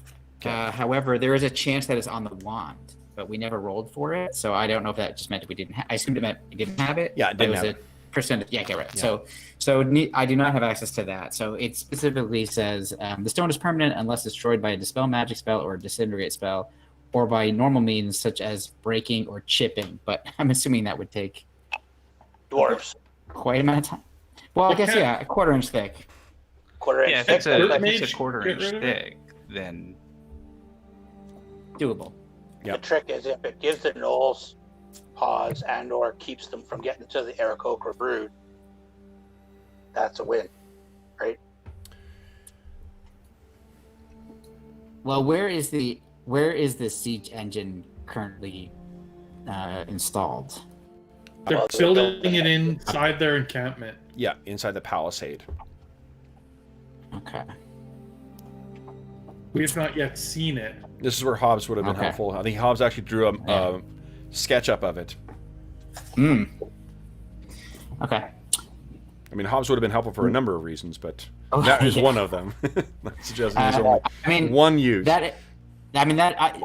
For sure the wall of stone are there as a backup plan if needed, but we should consult the Aarakocra in terms of what they feel is beneficial to them. Yep. But I'm happy to do it. Your earth elemental might come in handy smashing their siege weapon. That's what I was thinking, but I How far? it only lasts a certain amount of time. How far can you summon it? How far away from me? Yeah. Not too far. But the thing is, it lasts till basically till if I cast it during the day, it lasts till sunset. If I cast it during the night, it lasts till sunrise. That'd be a little minion to throw around in there and cause havoc in the middle of the night.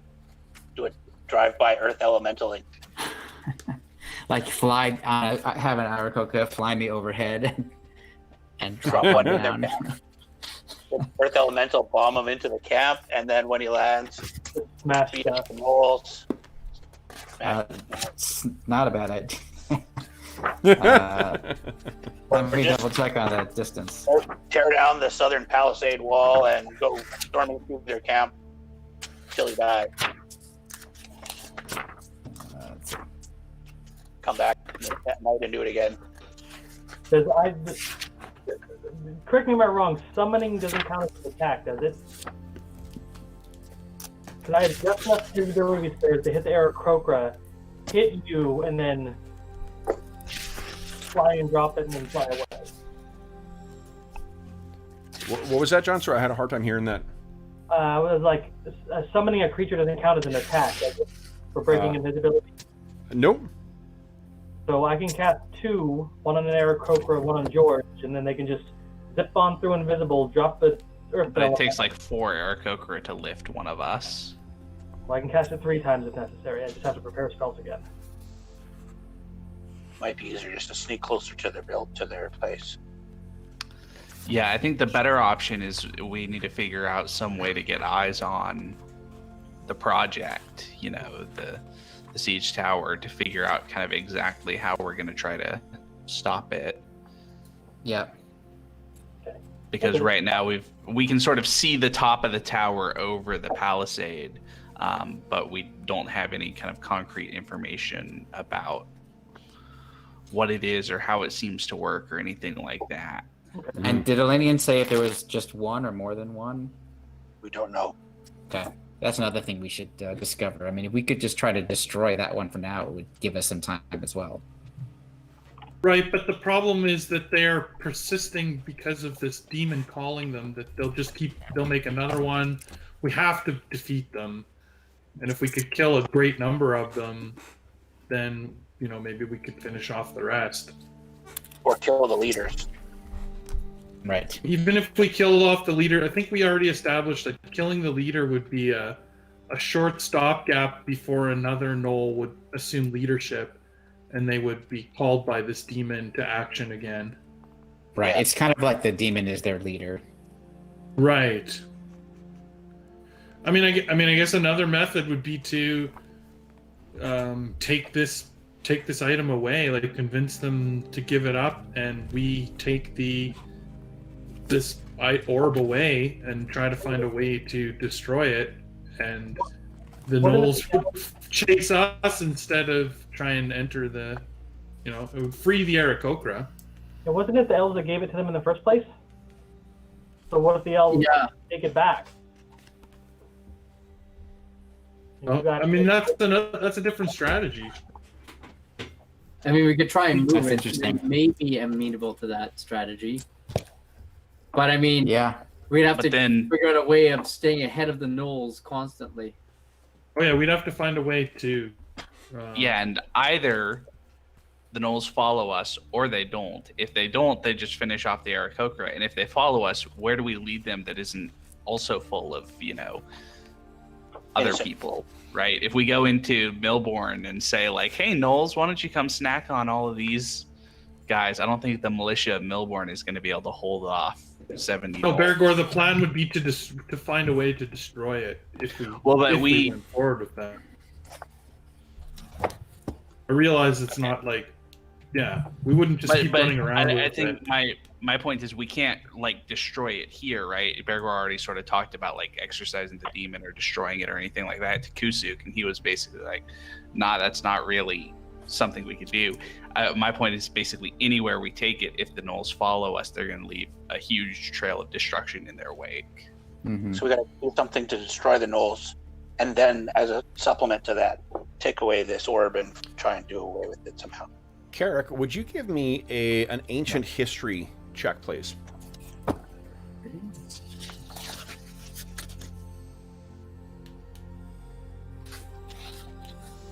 Let's see how well you do.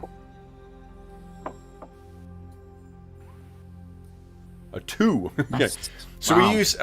we use Price is Right way of interpreting. So the higher you roll, the closer to the max, the better. Okay. But this is good enough to, you know what? So if this thing's got a malign influence and it's calling out to stuff, there's a couple things that you think of. Is this artifact is pretty darn old, right? Mm-hmm. If this was a persisting problem, you would have thought that they would have done something about it up until now, or they would have thought of something. Like this would have been a problem that the Aarakocra would be knowing about for years and years and years, right? Either that, or it's a new problem. Yeah. So if it's a new problem, why do you think that might be? Well, if it's old, it could be. Would it make sense for the magic to start wearing and the whatever containing the demon to start? There's not really. I mean, as far as because it taps into the weave of magic. This shit should last for, until something influences it, in the same way that magical swords or amulets or things like that can just persist for that time. And those things are made with comparatively, it's the equivalent of a sketch as compared to a years-long masterpiece. The magic in that thing should not have changed unless there was something that was affecting it. But can you think of something else that might have changed?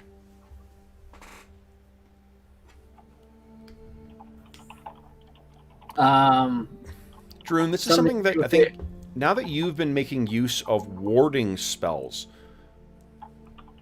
does that give you any thought as to how you might address this kind of malign influence?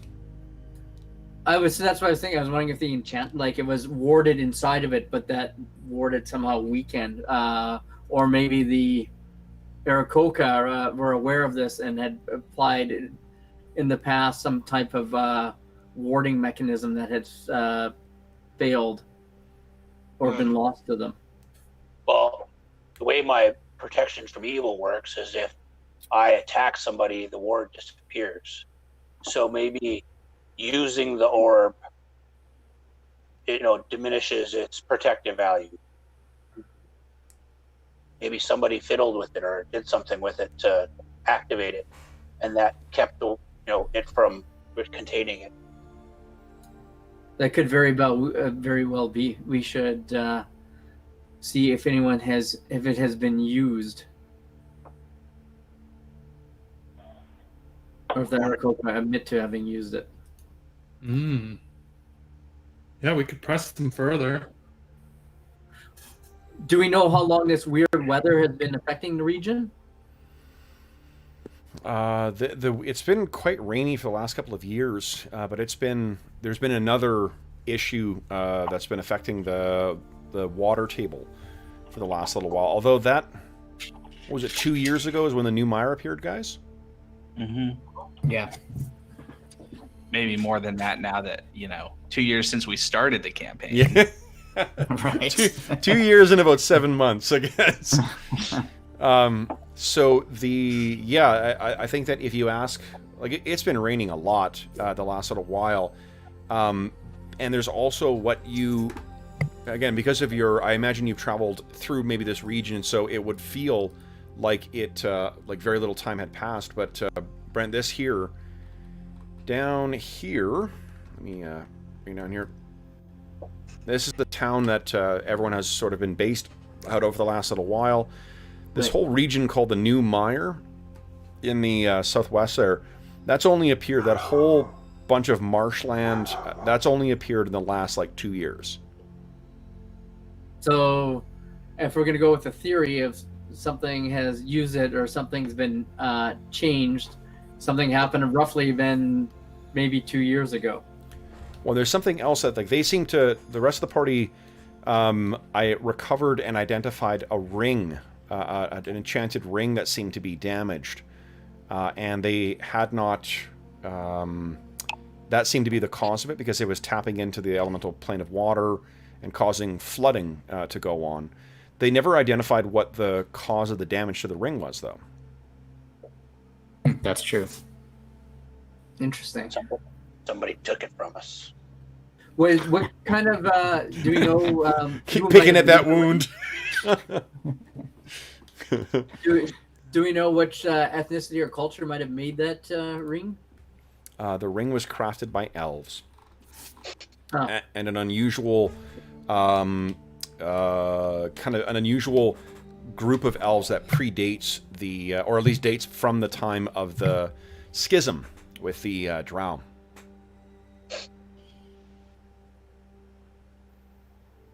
I wonder how those are connected. Two elvish artifacts from around the same period. Well, no, not necessarily. Not the same period. This guy, the reason that the creator of this thing was not thought of well is because he dabbled in. Right, so he would be newer. The orb would be newer. Yeah. The ring would be older. Okay. I mean, that still leaves 10,000 year period, but I mean, it's relatively newer. Yeah. Right. This is birth of Christ as opposed to the building the pyramids. Right. Well, it's almost like I wonder if then that something wants to make this region wetter or more watery, and so this is completely not based on any evidence, but we have a ring that made things wetter, and then it got damaged. Perhaps they've given up on the ring and found the orb, which is something else that could affect the climate and make things more wet or Hey, damp. Calidor, you had that dream, right? You were telling us about the water and the creature from the water. Mm-hmm. If the creature was waterborne, was trying to create a in-ground, or inland lake or something like that, this would kind of be the way to do it, wouldn't it? Mm-hmm. Did you recognize any landmarks or anything in your dream that might be relevant to any of the places we've seen? No, I was dark and underground, I believe. Yep. So this demon that you saw may be what's trapped in the orb. That's right. This might be news for Steve. Steve, your brother had Yes? a vision similar to yours. Oh, is that true? Yes. Mm. In fact, I used Okay. the song that you wrote about it to describe it to everyone. Oh, that's sweet. So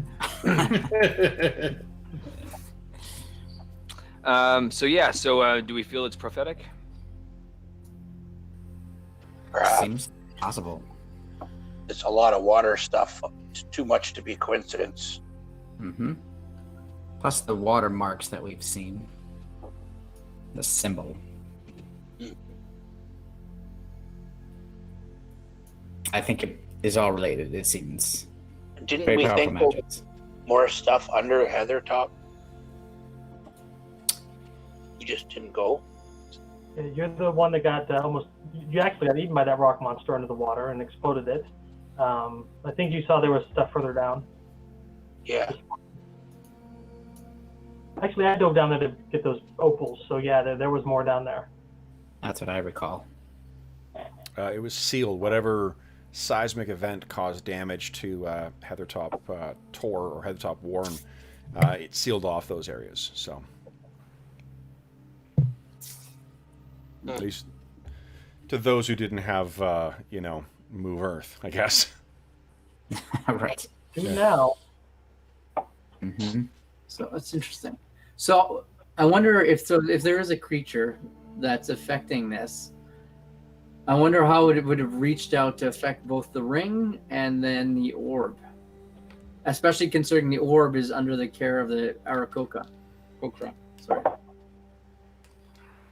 Well, it seemed. Go ahead. Well, I was going to say it seems like the creature is within the orb, and so it was just calling out the gnolls from here. My thought, We've got to figure out what triggered that about 2 years ago. Yeah, that I do not know the answer to.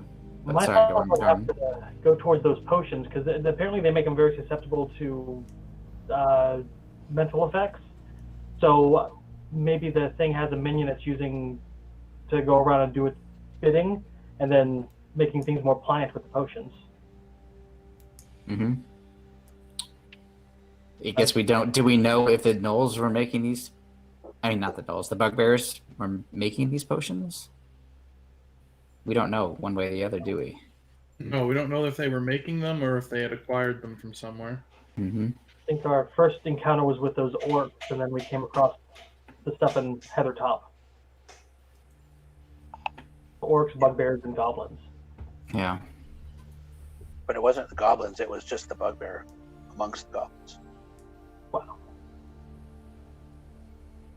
Yeah, we found specifically only like 2 vials of the fishy stuff, and only in the bugbear's kind of secret trapped chest that was in his own room.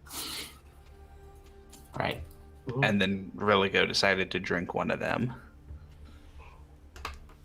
But it would seem too that there's 2 forces at play. One that's the orb that's controlling things like the gnolls, and then something else that produces the fishy thing that that's controlling the bugbears and others. If it was the same force, then they probably wouldn't be fighting each other. What do you mean? How are they fighting each other? Bugbears attacking the gnolls. Yeah. So if the bugbears have the fishy smelly stuff, Well, yeah, but maybe they're both fighting to be the, daddy's favorite as far as, they want the demon to love them more. We don't know that. Fantastic way of phrasing it. But why do they? What's with the fishy smell on one but not the other? Well, because the bugbears have some kind of a magical connection to this demon, and the gnolls are mindlessly called by it. Assuming they're the same, yeah.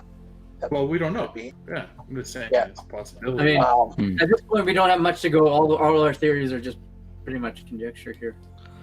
So, but it seems like we can at least ask the Aarakocra if the Orb of Storms was used within like their lifetime or anything like that. Even the ones that are here, right? We don't have Kusuk here anymore, but the ones that are here, they would probably know if something, cataclysmic happened and the storm of the century raged around them. Or even if anything happened to the orb itself that may have, made it weaker. What they can tell you is that the Orb of Storms is obviously the reason that it's only the Kusuk and his predecessors are the only ones who know it. Kusuk was he may not look it for to your eyes, but he's quite young and was thrust into his role due to tragedy. The reason we left our last place. His predecessor was murdered, and while Kusuk has been trying to fill his role, there's a great deal of knowledge that was not passed on. His apprenticeship effectively was not concluded by the time that he took over. As such, there's some old members of the tribe who say he doesn't keep it the way that the elders did. They don't know what the specifics are and what the differences are. But what they know is that the way that he stores and venerates this thing is not the same as what was done before. It is not set up the same, but it's not his fault, and no one else knows what specific things should have been done, so they don't really harp on him for it. They so also it's a long shot. Did the murderer have a fishy smell to him? No, they came from hundreds of miles away. Okay. No, they did not. It was an unfortunate run-in with ogres, Okay. and just these things similarly kind of fell upon their tribe, and that's what led them to having to come here. When they came here, the holes or the caverns that have been shaped here, that was also done with the work of the assistance of the spirit in the what do you call it? The Orb of Storms. What the heck? What's going on? So we got a very excited puppy here right now. Yeah, sounds like it. There were storms afterwards, but the previous his Kusuk's predecessors could safely talk to the elven spirit without awakening the other. But it seems that again, it's Kusuk maybe didn't bring it up before because it's obviously a source of shame that he doesn't know the things that his predecessor did. He doesn't know how to properly store this thing and properly draw on its powers. What's up? All right. So, but that perhaps Kusuk awakened whatever Up you go. Okay. demon. Yeah. Okay. Yeah. Carrick, since you and your people were out here looking for this thing, what were you going to do when you found it? What was the plan? I believe the plan was to recover it. Does that sound about right, Kev?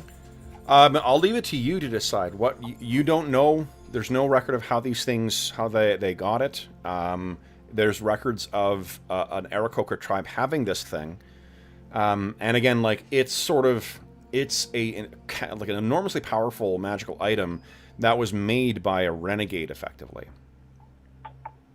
So, whether you choose to think of it as something that is properly the property of the elves or properly the responsibility of the elves, that's a different question. What you don't know is because you don't know enough about it, and because it was probably made in relative secret, it's not evident to you how you destroy it either. Right. So maybe, it was probably to study it and then, if possible, recover it and Would you return to Celine with it? return it and, put it in the vault or figure out how to destroy it or, A vault, Let's hold on. above my character's pay grade sort that out. Well, no. Druin, would you give me a religion check, please? Religious lore. You want astonishing fortune that? I feel like it would be helpful. Sure. I have no idea why I'm using astonishing fortune. But it sounds important. Important enough to use another point. Oh, terrible. No. Druin thinks, there's a vault in City of Greyhawk, I think. There definitely going to be vaults. Okay, so there's probably a vault in the city of Greyhawk. Why would that be a safe place? because there's lots of powerful wizards, I would imagine. Right, but what are those wizards doing to keep it safe? It's not just threat of their power, I imagine, right? Nope.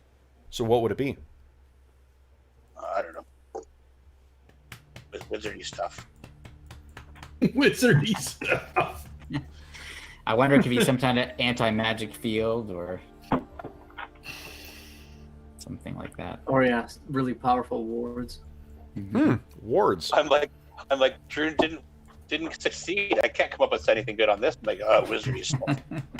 The other thing is, the Aarakocra could have known, had wards that they were shown, but that with the transition and the loss of knowledge, then Kustak maybe isn't doesn't know them or is not getting them right. That's Yeah.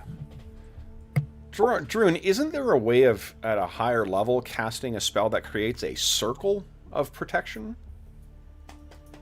Yeah, I think so. There's also one to heat metal. It's pretty fun. Should check your sacred books. I will commune with my god.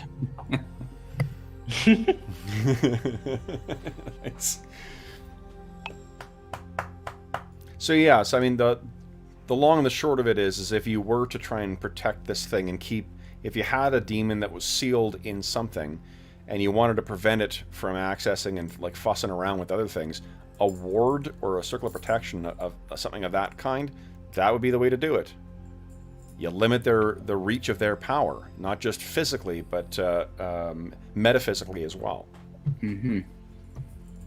So if this thing did have any other kind of malign influence, it would not extend beyond the reaches of the circle. The thing is, you do need to know how to do that. Mm-hmm. Right. Or we need to know someone who knows how to do it.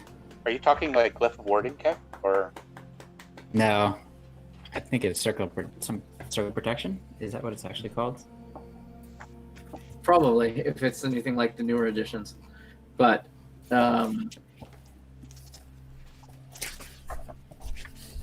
Let's grab my for Golden Glory. So how long ago did they made the caves? About 2 years ago. A little more than that, yes. Well, that would fit the timing. Mm-hmm. Yep.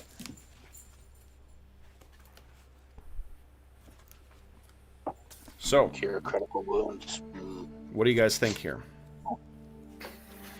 So, Drew got distracted when he learned that there's a cure critical wounds.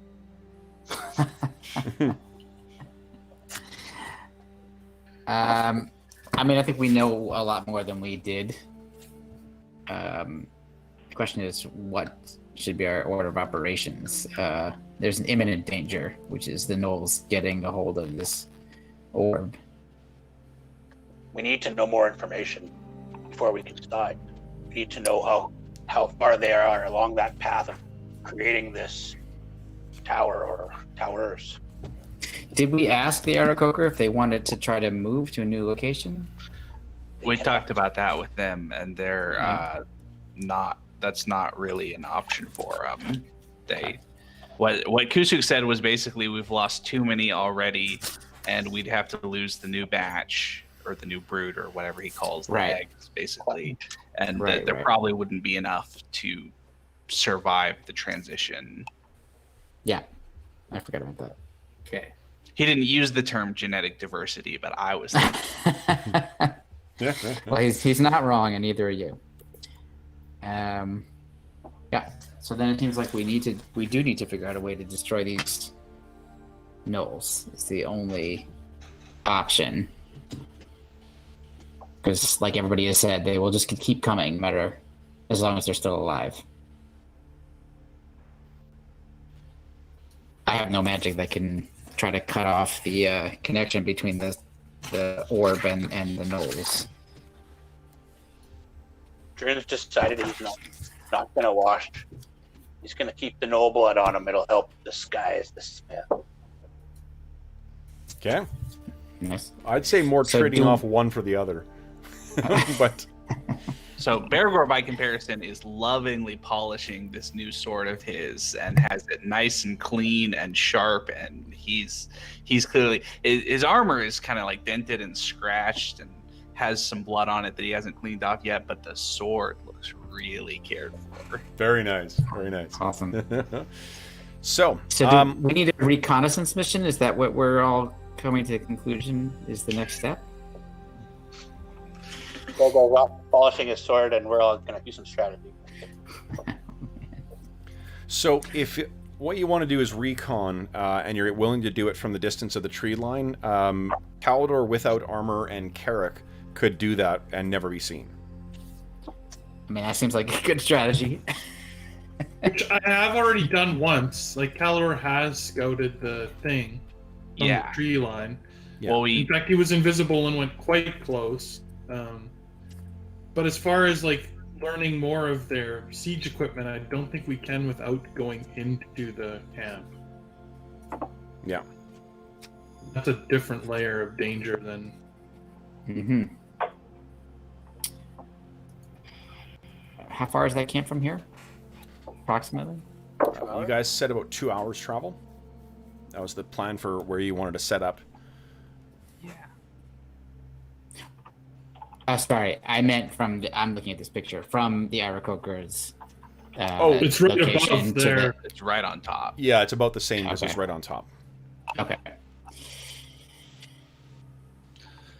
Yeah, so what we had talked about, because we've already sort of seen the outside of the palisade, but specifically what we had talked about was that we really wanted somebody to get, because there's two palisades around the siege equipment. There's the sort of outer palisade that forms the fort, and then there's an inner wall that is around where the work sounds were coming from. And so what our kind of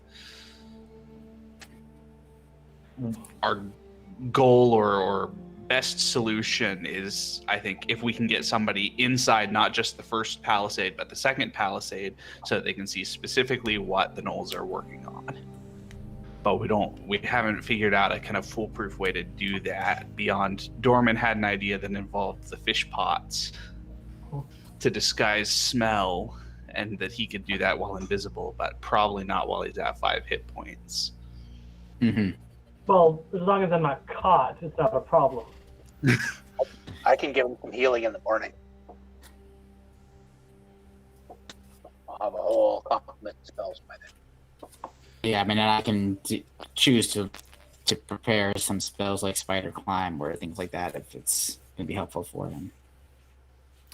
So I'll take a moment just to refresh, because Brent hasn't had his character climb yet. The way that climb works in AD&D 2nd, Brent, is a little more like common sense than it does in the modern editions. Everyone can climb, and at I think it's a 40% chance, so long as it's something that an average person could climb. And then there are other factors that play into that, like if you've got a rope that you can pull on, it's like a 90 or 55% bonus.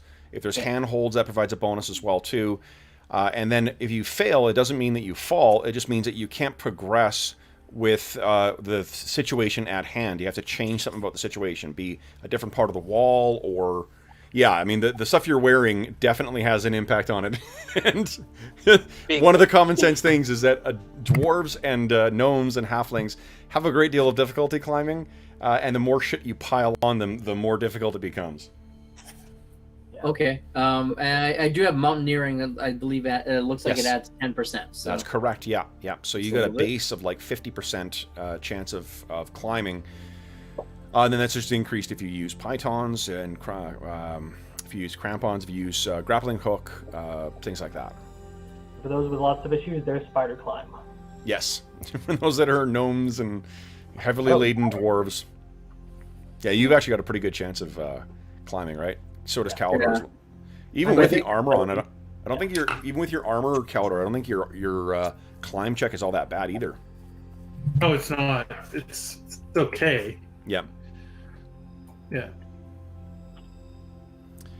So do we want to send some folks in for some recon tomorrow? Well, how do we not, to get to that second wall, we'll get spotted even, with our... invisibility. Yeah, so I think our idea was cast invisibility on somebody who can climb up the first palisade and then go down and then climb up the second one and look inside. The question is, because part of the problem is that there are hyenas patrolling around there and gnolls themselves, and they have good senses. So invisibility makes you invisible, obviously, but it doesn't make you impossible to smell. Yeah, and the way that I work the senses as well too, and this is just for Brent's benefit, and I guess for folks joining us who may be joining us new, is the way I work stealthiness in general is that thief abilities like move silent and hide, if they are successful on those rolls, it means it's impossible to see or hear them, full stop. They're that good. Anybody else can still use, we interpret the scene, you can use common sense to try and remain hidden, you can disguise your armor, you can do all sorts of things. That will just affect the chances of you being spotted. And then if there's a circumstance where you might get spotted, I roll to see if they're going to spot you or hear you, but or smell you in the case of a hyena, but it's not a guaranteed thing. It's not like you got in range of this thing's scent and it automatically smells you. Yeah, and that's why we're going to, the night before or whatever, have some Aarakocra fly over and drop some of these fish oil potions around the area we were going to be going so that it would already stink. I think it was Dorman's idea. That was Dorman's idea. That seems a little... It's hard to hit things from the air, as we found out during the Second World War in strategic bombing. Doing that with 20 of these things seems like might be better if Dorman just carries 2 or 3 of them and specifically throws them into the area, and hopefully they crack and smell, and right, because they're in kind of clay pots, right? So it's good chance. Yeah. And hopefully he doesn't get any on him. That's true. I don't want to smell like fish. Although I just meant if you're trying to disguise yourself with a fish smell, it's probably not a good idea to also smell like fish. Unless it's been there for a couple days. Caldor does still smell like fish. Yeah. Yeah. Yeah. Like strongly of it, or? Oh yeah. At this point, holy cow. Yeah. Although he hasn't done anything strange. At least not that you've seen. Right. So far. Email's an awesome thing, eh? Now my paranoia. What's that, Bergour? Oh, I was going to wink at Caldor and tap my helmet. In case you need another wake-up call. All right, so what are we doing next then, guys? We've talked a lot about the potential ways of the problems that you got to deal with, the context of what might be bringing these gnolls in here. One last little tidbit I don't think that I've heard you talk about tonight is that Serene's perspective was that the gnolls still retain their pack instincts, and the consequence of that. So she thinks that if we can kill the leaders, of which there are sort of 2 obvious potential leaders. There's one who's like some kind of wizard or sorcerer or shaman. We got some illustrations we can share here. There's another who wears really heavy like plate armor and has a big mean sword. There's one guy. Yeah, it looks like that. I think he wants to use my new axe. I think Knox should flaming spear him a lot. Where Bella wants to Just like put 4 walls around him and just throw your flaming spear and then just mix it up a lot. This is cool. I bet you where Bella would cut right through that armor. So, what are we thinking, guys? You still have... Well, we can assume that this conversation's taken you to getting to close to noon. You brought Carrick up to speed on what the Aarakocra have to say. What are you thinking here, guys? You guys want to do night? I forgot to mention as well, too. Bergour, you're the one who's using that amazing elven-made bastard sword, right? Mm-hmm. It's a sword that was wielded by your allies, Brent. Oh, one of my... okay. There's an old dwarven saying of Finders keepers. Right. Elven Weepers. Yeah. Elven Keepers, Elven Weepers, I think is how it goes. So. Okay, so I'll have to have a conversation about Bergour about. Wait. So Probably I mean, it would probably be something along the lines of that belonged to one of my colleagues. Thank you very much for recovering it, and you will be compensated for it. But What do you tend to do with it? that would be often a bit till I, find some means of compensating you. But I'm assuming like these swords are like hundreds or probably thousands of year old, passed down the family lineage. That would be, if I go back, I can't like go back and go, hey, so everyone died. We did recover, your family's ancestral sword, but I left it with the dwarf. Sorry, my bad. Well, these are people you've traveled with for decades as well, too, trying to find this orb. So. Arlen, So, yeah, maybe I'll Bergour, I'll one, maybe not, like in the middle of this strategic planning thing we're doing, but like at some point I will. Well, the other thing to bear in mind is how elves perceive time is one thing to think of as you're considering this. What the hell's 2 years? What's the hell's a decade? Well, and so we sort of went over the possibility that Bergour Carrick's kind of new around here. He doesn't know about Heathertop Tor necessarily unless we've told him. Carrick may not be aware that Bergour is pretty sure that this thing came from the Tor where that bugbear was staying, and that, Carrick's making shit up to get his awesome sword. Yeah. What you may not know, there's the guys have been like there's several magic items that they have that are of elven make. There were elven ruins, ancient, like dating back to the time of the war with the Drow, ruins that they've been exploring for the last couple of months. They liberated it from a bunch of tribe of goblins. Like Ruavar, this two-handed sword. What I could probably do, because I've been traveling with this guy for decades, like when I see a glimpse of it, I'd be like, oh, I know that sword, and I could describe it in depth for every like minor nick or scratch, or like really, yeah. He is a blade dancer, and these things are like intricately carved with the history of the people who weld them before too. So it probably is a great effort on Bergour's part, but Carrick's able to describe the legacy of everything that's on here from his fellow, and you're like, that could be anything. Come on. Yeah, I'd be like, yeah. Sword got nicks. But there is one thing that the blade dancers definitely do know is to keep their point on the enemy, though. So what are we thinking about for what you guys are doing next? Are you doing something today, or are you guys giving it a day to try and recover, get your spells prepped again, figure out what approach you want to use, or do you want to make use of the one invisibility that Dorman's got left, and then do your reconnoitering? If so, who's going to go? I think we should give it a day and be better prepared.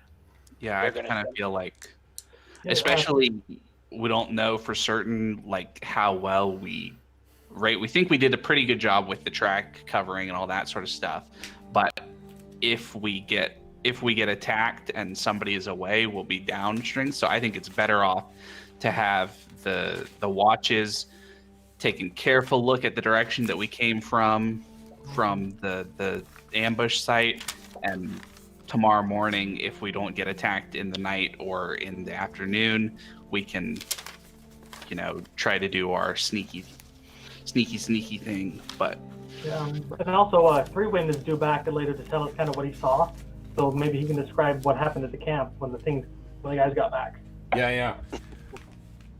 So I'm trying to find our calendar. Jordan's going to do something unusual. He's actually going to pull out of his bag a set of leather armor that he's been carrying around forever and start putting it on, just because he's like, my spell's gone, I don't have any armor on, I'm a bow and a knife, and I'm going to sleep with him. That's the closest that Dorman has come to Dead dead in quite some time. Yeah, what's going on with him? You mentioned that he was feeling and presenting quite differently after the encounter. he's kind of he's internalizing a lot of misplaced anger at the moment. As a player, I'm not blaming the players, but Dorman's got a little grudge with the dwarves at the moment. I mean, what would you think, being torn apart by hyenas when all they had to do was grab you and pull you away? And yeah, so he's a little upset. All Did we that Dorman doesn't remember all the gnolls that were attacking us while we would have had to, He saw hyenas. to grab him. He saw hyenas. That was all he saw. All Druin had to do was take a 5-foot step in one 5-foot step in one direction and take 4 attacks of opportunity. I'm not defending how Dorman feels. I'm just telling you that's how he feels. I know, but if Druin catches wind of this, he'll just defend it tactically. That I couldn't help. I have too many guys on me. Yeah, no. And then a dead dwarf and a dead gnoll or gnome, doesn't help the party. So. No, so. And besides, Bergour is the one who fucking poured a potion down your throat after running down the gnoll that took you. I think you should feel grateful, gnome. I don't think he was vocalizing this. Though. No, he wasn't. No. He might have been giving Bergour and Druin some dirty looks back when they weren't looking. I mean, he hasn't done his backstab at all, ever, but he was feeling it there for a moment. Well, Druin gives people dirty looks all the time, so that's okay. I know, he's channeling Druin at the moment. He's channeling some feisty Druinness. I say let him study some spellbooks and get over it and be fine in the morning, so. Druin walks over to Carrick. Hey, I saw you cast that stupid rainbow spell. Don't ever hit me with that. And don't hit Bergour, or Chael, or Galador, or, well, pretty much anybody. I appreciate that you didn't hit me. Just don't hit me. I am so sorry that I made those saves too, Brent. That was... it's a spell that has been a source of much discussion since we've used it. It has, I think, successfully been used now twice without any kind of friendly fire consequence. Yeah. Last time we saw it, Chael got paralyzed and dragged away. Yep. Oh, I am very precise in the application of my spells. Okay. I like that. That's excellent. Perhaps you could also work with Knox and Rilgo and Dorman to improve the accuracy of aiming. Towards that dagger real slowly. Hey, Funny. I don't know about you, Dorman, but I've been hit by more spells than anyone in the group. By our own group. Yeah, that is true. Sometimes doubling up as well with getting hit and then Yeah, A 1-2 web punch. and then a web and then flaming hands. That was, or flaming whatever. Yeah, that was fun. yeah. Anyway, Dorman's in a state of mind that he's got to look out for himself at the moment, so he's just isolating himself. So. Okay. And every time Druin tells these stories to somebody about getting like torched and webbed and all this other stuff, it kind of sounds a little more fantastical each time, and he's kind of smiling and laughing a little bit more about it. More Okay. so than he was when it first happened, because he wasn't so ready for that. Yeah. Cool. All right. So the evening, if there's anything that you guys want to have happen in the evening, feel free to let us know. Otherwise, the evening does pass uneventfully. You guys Great. switch your watches between everyone. Morning comes. See how the morning is. The morning comes, and you guys wake up, but no bugbears, no gnolls, no nothing. What you hear from Threewind when he comes back is that the gnoll camp is on high alert. They are having been attacked. They've got it appears that the whole camp is sort of agitated. They're also now that he knows what he's actually looking for, he can tell you that there are 2 more of those things that look close to being completed. 2 more of those towers. Ah. Okay. 2 more, as in there's 3. Yeah. There's going to be 3 in total, yeah. And there's 3 cave entrances at the top level, right? Let's take a look at the illustrazione. Where is Featherfall here? Featherfall. Here we go. Here, guys. There's the illustration. There are 1, 2, 3 along the mid-range there. There's one that's at the very top there, second one a little further down, and a third a little further down, but that third one is in line with 2 others. Mm-hmm. Okay. Do we know what these are constructed of? Are they primarily wood? Wood. Or are they Yep, stone? wood. Yeah. Wood and rope. So, morning now, Kev. I can pray for spells. Yes, yep. If you have any spells left over, feel free to dump them, and then go ahead and pray for spells. Also, everyone heals. You do not have a healer, I don't think, this time. So everyone heals 1 hit point. Right. I won't have the healing proficiency until level 6. I get there. Okay. So everyone gets a hit point back, and then do you wish to cast any spells at the outset? Yes. Armor. Yes, Dorman is Armor? preparing armor today. Okay. Hey, Dorman, you want some healing? I would like some healing, yes. Sounds great. He says he's stripping off his armor. Yeah. And then polishes up the gauntlet. Don't worry, I won't hit you hard. So, Carrick, in case you've never... I healed you earlier. So yeah, Druin has a symbol of Clangadin emblazoned on the cover of his gauntlet. He holds it up, prays to his god, and then infused with a silvery light of healing, gives Dorman a little tap, like he's punching him, but barely touches him. And 4 points. I appreciate it. Thank you very much, Druin. It's too bad Clangadin's too long to have written on the knuckles of your gauntlets, because that would be a really great image. Dude. All right. And does anybody wish me to prepare a spider climb spell? And I'll just mention the limitation of it is that it does not last very long. Hey, Knox, it's been a while since you've done your oracular thing. Yes, I was thinking about doing it during the night, looking at the stars. Yep. But I didn't want to slow things To be honest, down. I can't remember what specifically it does. I just know that you've got it as a kit feature. Yeah, it's called Omen Reading, and I mean it's basically kind of fluffy-ish stuff.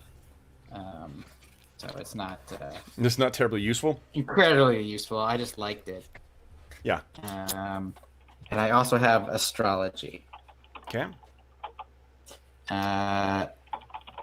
Okay. Yeah, astrology is limited to the next 30 days. Knowledge is vague at best. Could potentially foresee general events. So I don't think Okay. Give me an that is astrology really... check. Okay. Alright, here we See here. go. So you got it. Let's get some mileage out of that proficiency. There you go. Oh, Pretty good roll, too. What you see, what's written in the stars, is violence, death, and betrayal. yes, I see where this constellation of the warrior is being approached from behind by the trickster. This does not bode well. This is what he's thinking to himself. So he's not going to spread that among the party because it sounds a little too dire. We're already feeling that we're in dire circumstances, but he's going to be purposefully keeping an extra eye out for betrayal from within his allies. Okay.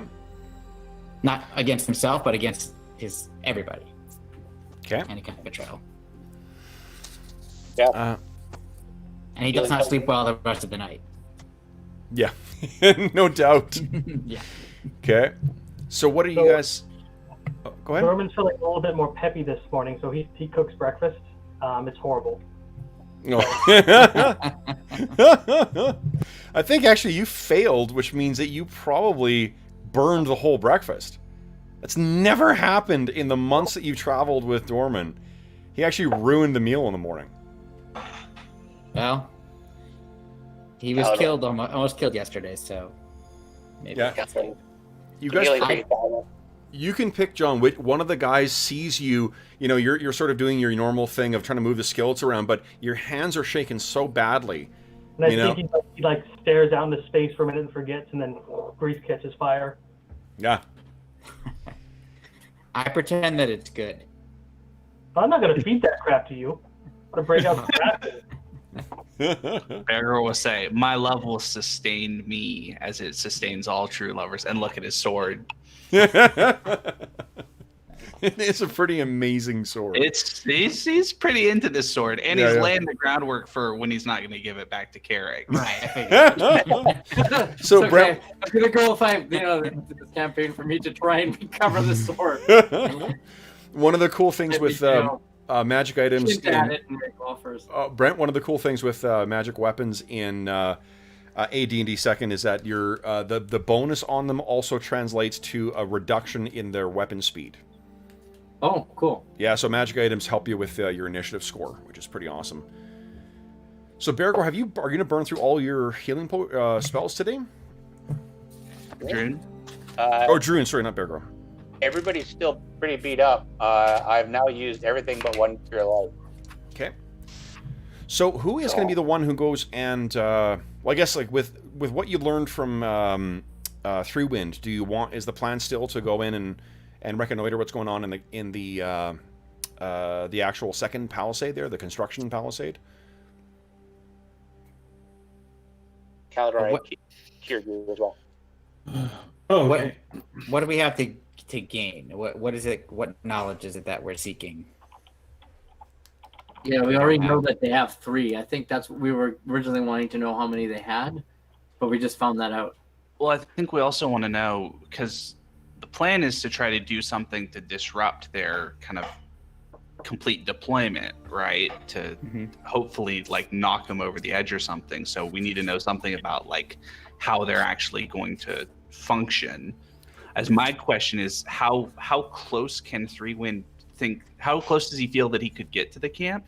Because if he can fly, he might be able to just fly pretty close to the towers and look at them, and that might be. Yeah, he absolutely can. The thing is, he doesn't know what he's like. It's opening up the hood of a car and asking me to tell you what's in there. Yeah. Like there appears none of us really have any siege equipment. Yeah, none of us are a whole lot better than. No, but I'm very proficient in engineering. You would have an idea. Yeah. Welcome to the advanced scouting team. One thing I was I used to be, and it's rusty, and I may have forgotten that. One of the things I wanted to mention. One thing I want to mention as well is, George, I looked up the Wall of Stone spell in for Golden Glory, and it's got rules for trying to trap people who are moving or trying to knock things over. So it's effectively a saving throws. Yeah, so you can use it to try and like grab people or section off like what you were doing last time.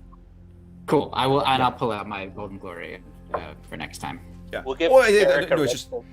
You know that you can use it for that. I still don't know about grappling because that's really hard to try and like. If they're engaged in melee, and they're not actually on top of each other, then I can see that. But what I would say though is filling on the what do you call it, on the reach thing is if you made a wall between something when one of those big guys is grappling someone from a distance away, I would probably make them release it or take damage. Okay, that's great. Okay. Awesome. I'm sure that will come in handy. Yeah. Fortunately. There's a lot of those big guys. Just yeah. Yep. Exactly. Yeah. Great. That's awesome. Okay. I don't think we had, to be honest, I don't think we've had walls play that big of a role in a combat session since Steve and I played 4th edition. Because that was all about area effects and walls and shit like that. That's true. Knox must be protected at all costs. until you need an attack from a big guy with a sword to save his ass. Until the staff runs out of charges. That's like 50 left, right? Yeah, about that. A little more. Okay. Is there like you use the staff as a defense mechanism, and if the party's going down, Knox, you gotta like snap the staff in half or something and blow everybody up? That would be a staff of power. Or Oh, standard right. wizardry. Retributive. Yeah, Retributive Strike. Yeah. Not luckily for you guys, I don't have that yet. Yet. Because you know how somehow that would go wrong. Get broken by some random thing. My pickpocketing, if you ever got one of those. Well, that wouldn't be unexpected then. That's true. We shall see. Now, just to double check, did you want me to learn to prepare spider climb? It doesn't sound like it's really that helpful to people who might potentially be doing any reconnaissance, if that's what we decide to do, but I'd have to know for the morning. Well, it doesn't last very long, right? That's the 6 problem. rounds. It's 6 rounds. Yeah. You'd almost have to go with them to cast it. Yeah. Yeah. I always had the last 8 rounds. So Okay, great. What about how long does invisibility last? That's the other. 24 hours. Okay. Or until you do something stupid like attack somebody. Do you have Featherfall? I wanted to Unfortunately, just no. one of those books so that I could get it. Just in case you have to, like, escape and jump over the cliff and cast it on the way down. Yeah, that's a great. It's a great spell to have, and I do not have it yet. Oh. But I am gonna, at some point when we have time, use read magic to figure out what's in those. Kev, doesn't could we use these other spellbooks to prepare our spells from if we spellcrafted it? Could you? No, you have to copy them into your own. Yeah, you have to spend time. Right. Yeah, it's which? Sorry, it takes days. Yeah. Yeah. Oh, Sorry, hold where on. is this extra spellbook from? It takes a number. It's in the house rules. What? Because I Yeah, it was cut and 1d6 minus 1 plus a level or something like that. That was the number of pages. Yeah. Oh, that's some pages. Oh, I think it's like 1d2 days per level, isn't it? Does that sound For right? spell level, right? Yeah, for spell level. Yeah. So it's going to be a matter of some of these things. It'll be a day, sometimes more. Where is the extra spells from? We have Th- spellbooks. in addition to yours, the guys found in the Bugbear camp 3 other spell books. And they have a number of up to some of them. One of them has up to 4th level spells, and all of them have up to 3rd level spells. Okay. Yeah, there's 1 evocation focus, 1 illusion focus, which dibs, and Yeah. Featherfall is in one of them. Yeah. Number of days equal to the level of spell multiplied by 1d2. So it's 1 or 2 days. So you guys have a relatively safe encampment here. Just as an FYI, I'm reducing the chance of both the frequency and the chance of random encounters because of you're having a relatively safe hidden location. So if you do want to spend time, the towers are not up today, as far as you know. So you may have more time, but it depends on how much time you guys want to spend preparing for this. See, I figured if I was able to sneak up there invisible and I needed to book it and jump off a cliff, knowing Featherfall would be very useful.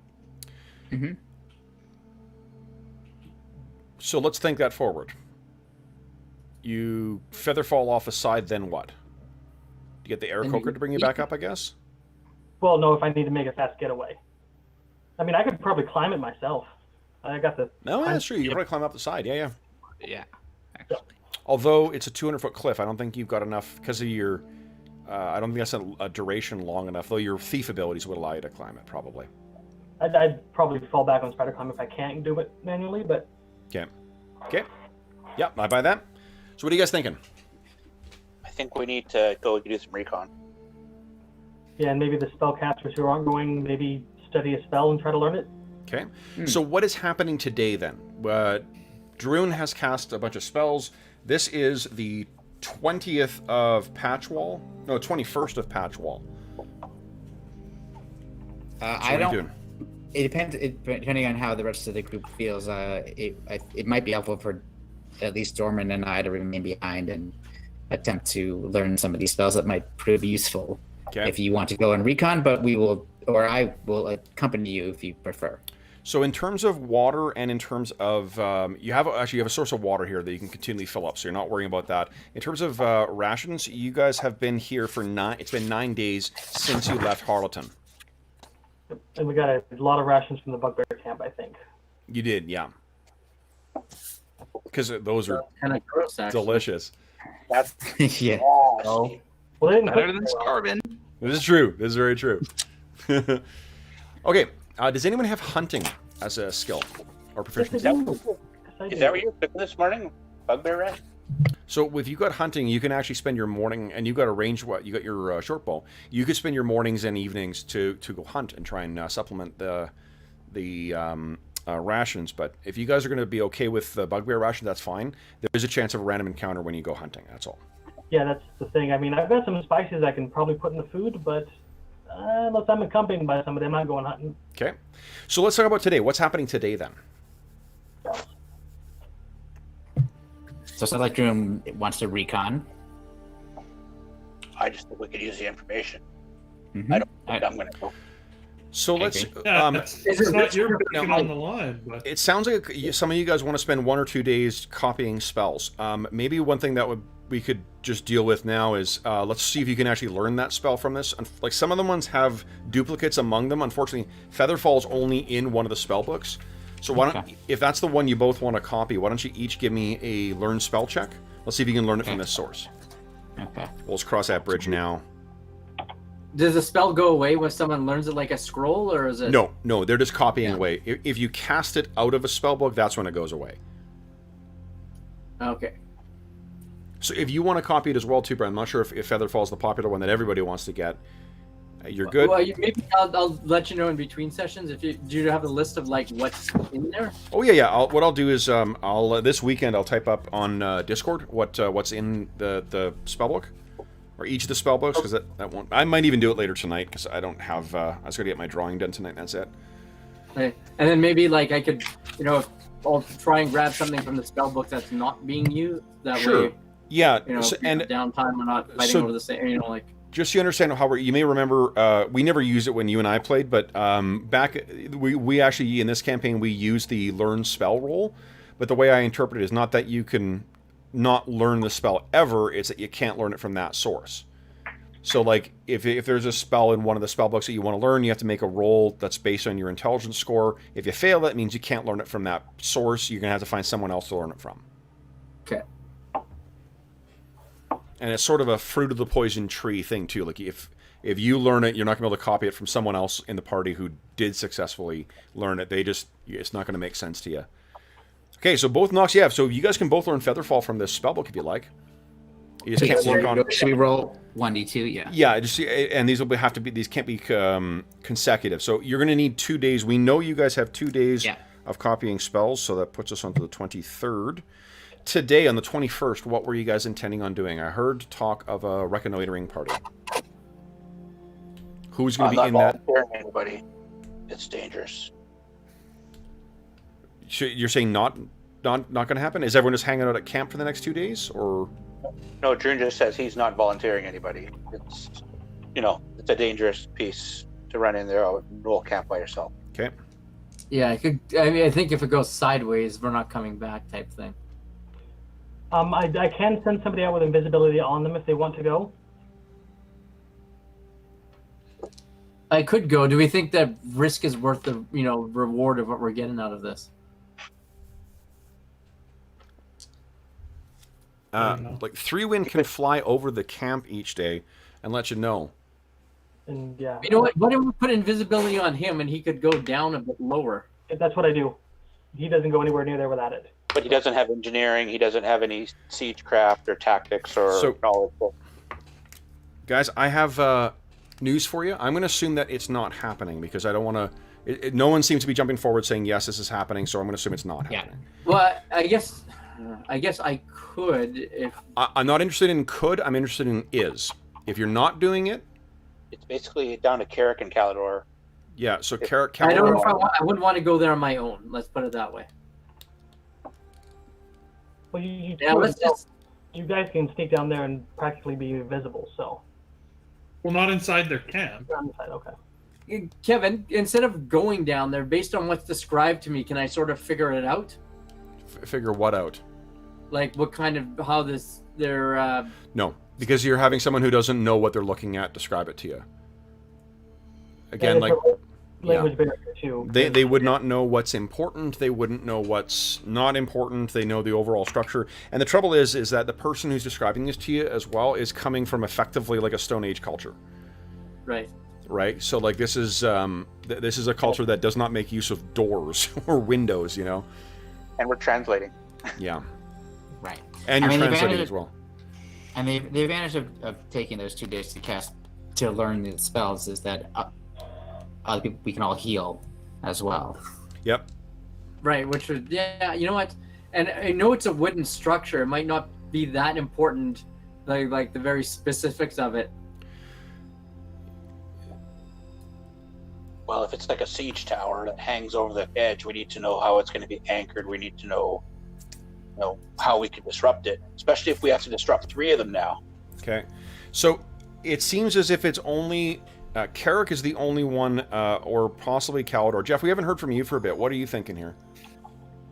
Well, he does. Calidor has no interest in sneaking into the Knoll camp right now. We just assaulted them again and killed a bunch of their, leaders. They are going to be on high alert.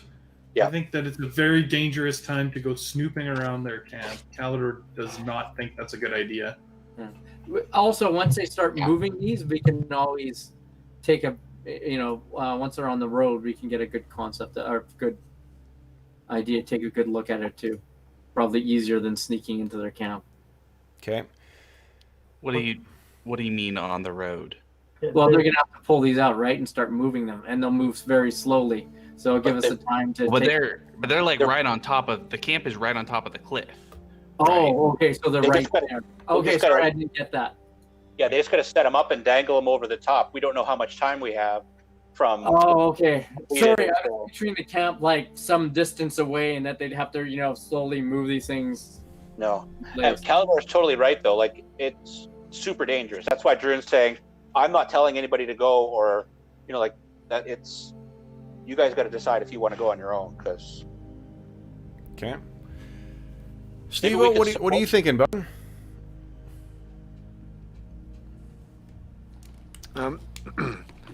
Sorry, I was just eating something there. No, that's okay. Yeah, I just want to give you a chance to chip in your 2 cents about the reconnoitering here. No, that's okay. Sorry. Yeah. Okay. So then, what are you guys gonna do then? You guys seem to have agreed that it's a threat, and it's something that would be benefit that if you get Carrick's eyes on it, but I'm not hearing that there's a clear plan you want to pursue to get him in distance to see it right now.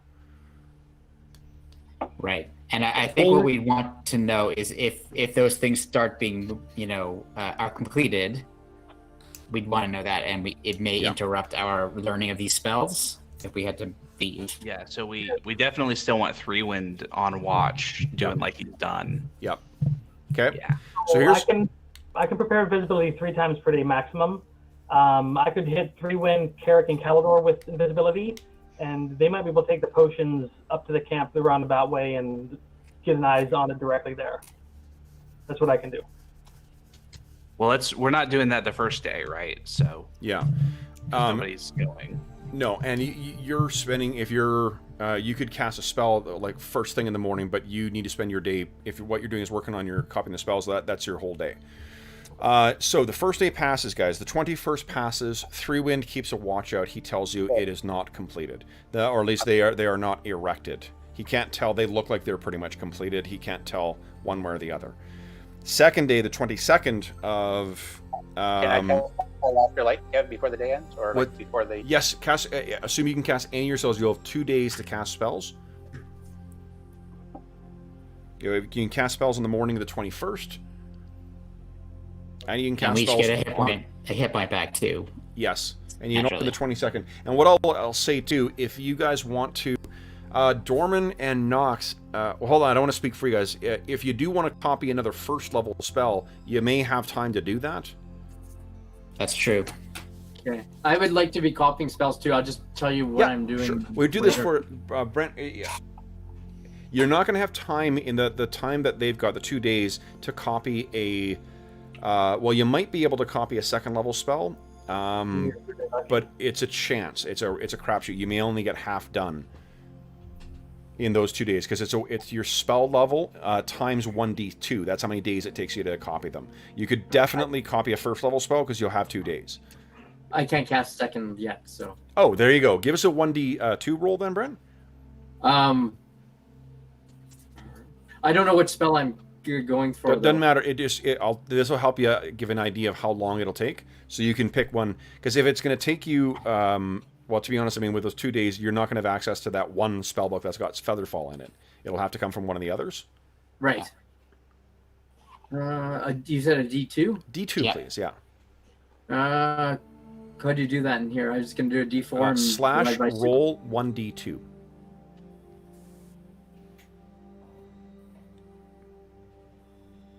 Let's see. Come on. What? Unrecognized. Slash roll 1d2. Nice. Our medic is hard at work here. Yep. I'm all. Nope. Do I need Slash. I need spaces in there or something? No. Slash Just roll. You just like copy Dorman with did Dorman. it, but Yeah, just copy that. without the quotations. Oh, okay. Okay. Okay, so you may Nice. actually have time to copy a second first level spell. Hit up on the arrow key, Brent. And it'll repopulate with the same thing, and then roll that again. Terrible. So if you get a Two chance. minimal. Sucks, dude. Two minimum. Nice. Awesome, Brent. You're gonna be able to copy 2 first level spells. I'm gonna see if I can copy a second first level spell as well. In the... Yeah, both. Actually, one. Yeah. Dorman and Knox. If you guys want to do that, go ahead. Yeah. Yep. Yeah. Bergour, did you add yours already? No, so half I done. just added mine. So then, what we still need to do is we need to roll to see the percentage of learning the things. We can do that in Discord if you guys want, Yeah. because there is a dice roller in there. Then, what I do have to tell you, though, unfortunately, I've been rolling. What I did is I set a length of a set amount of days where it's a possibility of it happening, and then each day that passed, I rolled randomly to see when they would be completed. Mm-hmm. After the second day, 3-Wind tells you that they have completed all 3 towers are erect, and they are going to be moving them in position. Okay. After So now we 3 need days? to.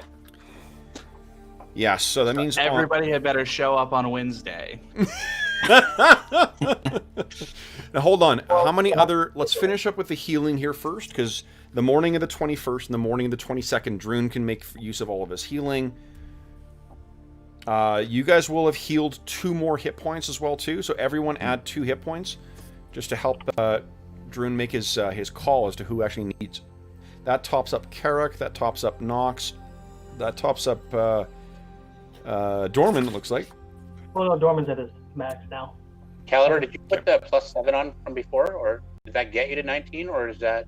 Oh, did you heal me for 7? Yeah. Oh, sorry, I missed that. Yeah, then I'm full. Hey, Okay. Kevin, I don't know if it makes a difference for you guys, but Wednesday is Canada Day. Oh yeah. I mean, it doesn't make a difference for me. Neither. I'm actually, so Wednesday is going to be our kickoff for the charity raffle this year as well too. I'm not during Right. the same session, but I'm going to be recording that. And But it's session 50.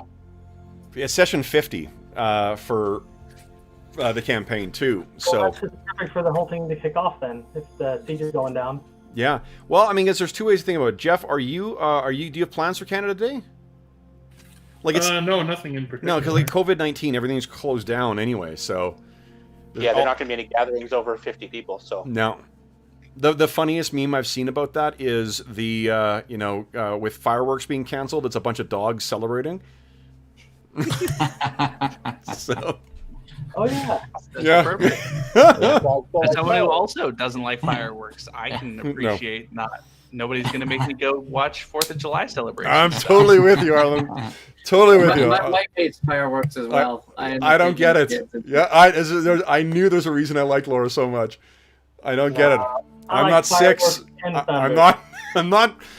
Lights in the sky do not wow me. So, just kidding. To anyone, you like what you like. That's totally fine. All right. So then, guys, I think that brings us then to the I end. used to like fireworks. Now, not so much. Till about 5 minutes ago. Yeah, exactly. Now everybody's making fun of them. God. Yeah. Bunch of jerks. All right. So let's see here. Is everyone topped up for healing then? I'm only down by 1. I'm down 3. Does that include the 2 points, the 2 days of healing, guys? Yeah. Yes. Yeah. Yeah. Oh, it does. Shit. Okay. Carrick, you should be at full. 3 points for me is 3 out of 59. So. For the 2 days of healing, put me at full. So this would have also given you guys time to think about strategy. We got a couple minutes left before we have to do our outro, so let's talk about, do you have a plan in place for assaulting this fucking place? Yes, I'm going to be invisible most of the time. Okay.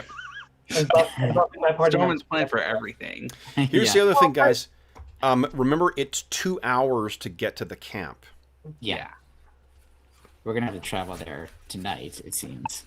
So I have a special spell for Druin that I haven't used on yet. I do want to mention one more thing. Remember that this is on Hobbs' behalf. His Ring of Falling Stars or Fallen Stars only really is useful at night. That's true. Yep. And Druin's got a sword that has a night-only benefit, so We should get him tonight, shouldn't we? that two-handed sword that he's got, Ruovar gives him that blur effect, but it only works at night. So a night assault and night assault on these Knox is the siege only engines? person to have an issue with that because he doesn't have infravision. Knox I doesn't? do not have information. That is correct. The Knoll camp is lit at night. Okay. Getting there in the dark is going to be a bit tricky, but it is lit at night. Flaming spears aplenty, that's all we need to know. Earth elemental. Both slots. For my second level, are flaming sphere. So yes, that is. Nice. Yeah. Awesome. Okay, cool. So then, Kevin, has Carrick seen this camp, or he's not yet been to the Knoll camp? you have not been there yet. I mean, what you could say that you snuck out there. I will roll random encounters, but you're invisible. So assuming you don't want to engage with anybody on the way out there or the way back, yes, you absolutely can do a reconnoitering of it. Do you want to hear? Let's do this, guys. Let's end the session with this way. Trying to crash my computer or seize it up by looking at the Knoll map. Because if I can, what I'll do is I'll give you guys a quick overview once more of the Knoll camp here, just so you guys can plan accordingly. And one thing I just as a refresher, you guys are. Oh, I think you guys are all up here, aren't you? Yeah, look at that. Let me get ready up. Boom, you're all gone. You see nothing. Just kidding. What I'll do is I'm going to drag something down here, and then I'll give you all. Here we go. Just wall of stone, wall of stone, wall of stone, wall of stone. Okay, so let me show you here, guys. Coming right up. All players. Here we go. Hey, Knox, Advanced. just do like 2 walls of stone all the way there to the base of these things. It's like a tunnel that we can just run through, and then we'll get there. Okay, you guys can all see this now, yeah? And then block it off, and we'll run out. No. You haven't moved this over yet. Oh, okay, hold on. Yeah, that probably would help, eh? Boy, you guys are asking a lot. Kev, I want to actually see the things you're trying to show me. Jeez. Okay, so here's where you guys are. You might want to zoom out because it's going to be. Yeah. Once everyone's ready for the sort of the move around, I'll move you guys around here slowly. Oh, there's good old Calidor. Where are we? You are. We're this little thing, aren't we? Yeah. I just set up so that all of you guys can see and all of you guys can control that. And this this section kind of down where I'm pinging, if you can see, it's a big map. That's where the towers are, right? Because that's within the second palisade. Yeah. Can you guys, here, I'll put Control L so I can see what you guys can see. Oh, yeah. Excellent. Yes. Yeah, you got a pretty good vantage from here as to what everything is. Yeah, that big set of walls there. Let me move you down just a scooch here, and then I will reorient you guys down there so you can see what the back end of the camp looks like. There we go. So you guys are right here. All right. Yeah, and this area right here is where the towers are being built. Yeah, there's 3 towers that are up there, and then basically the cliff is right at the bottom of the map. Okay. Okay. And then let me move. So we just hit them. We just hit them right here. Have they taken down any of these sections of the palisade? Can we see? Like at the to bottom move there? the towers up? Not yet. Yeah. Not yet. Not yet. Well, okay. So the thing is, if I guess Carrot could go out, or a 3-wind would have been the one that's easiest because he can get there fastest, and he can't be seen. No, they have not yet. Though it may have been built to collapse fairly easily. Yeah. So, there we go, guys. There's another perspective. Unless we send our engineer, it's hard to tell. Yeah. Does anyone have any illusions? You're talking about the illusionist here, aren't you? Because it'd be really cool if they accidentally thought the cliff wall was a few more feet out than it actually was. Yeah, phantasmal terrain is a little ways off for you guys. Yeah, I don't have that yet. But if you keep me alive long enough, I could get it. Oh man, It's gonna be tricky. yeah. Okay, so there. that's what we're seeing there, guys. What? Let's move us back to the camp just so we can start in there. Boom. So what is the plan going to be? Are you going straight for the ramp or straight for the towers? Are you trying to do the distraction thing again? I say we just hit him. Hit him and hit him hard. Well, if I buff you guys and you cause a big enough distraction, I could probably sneak around and set the siege towers on fire. What about this, guys? Let's just go through this, and each of you say what is the best opening move that you have on offer here. And then we'll do XP and start with our outro. Carrick, what is your best opening salvo? See how close we can get. I don't know if that staff with the elemental... No, hold on, Brent. Your specific character, what is the thing your specific character can do best as an opening salvo? Color spray. Okay. Druin, what about you?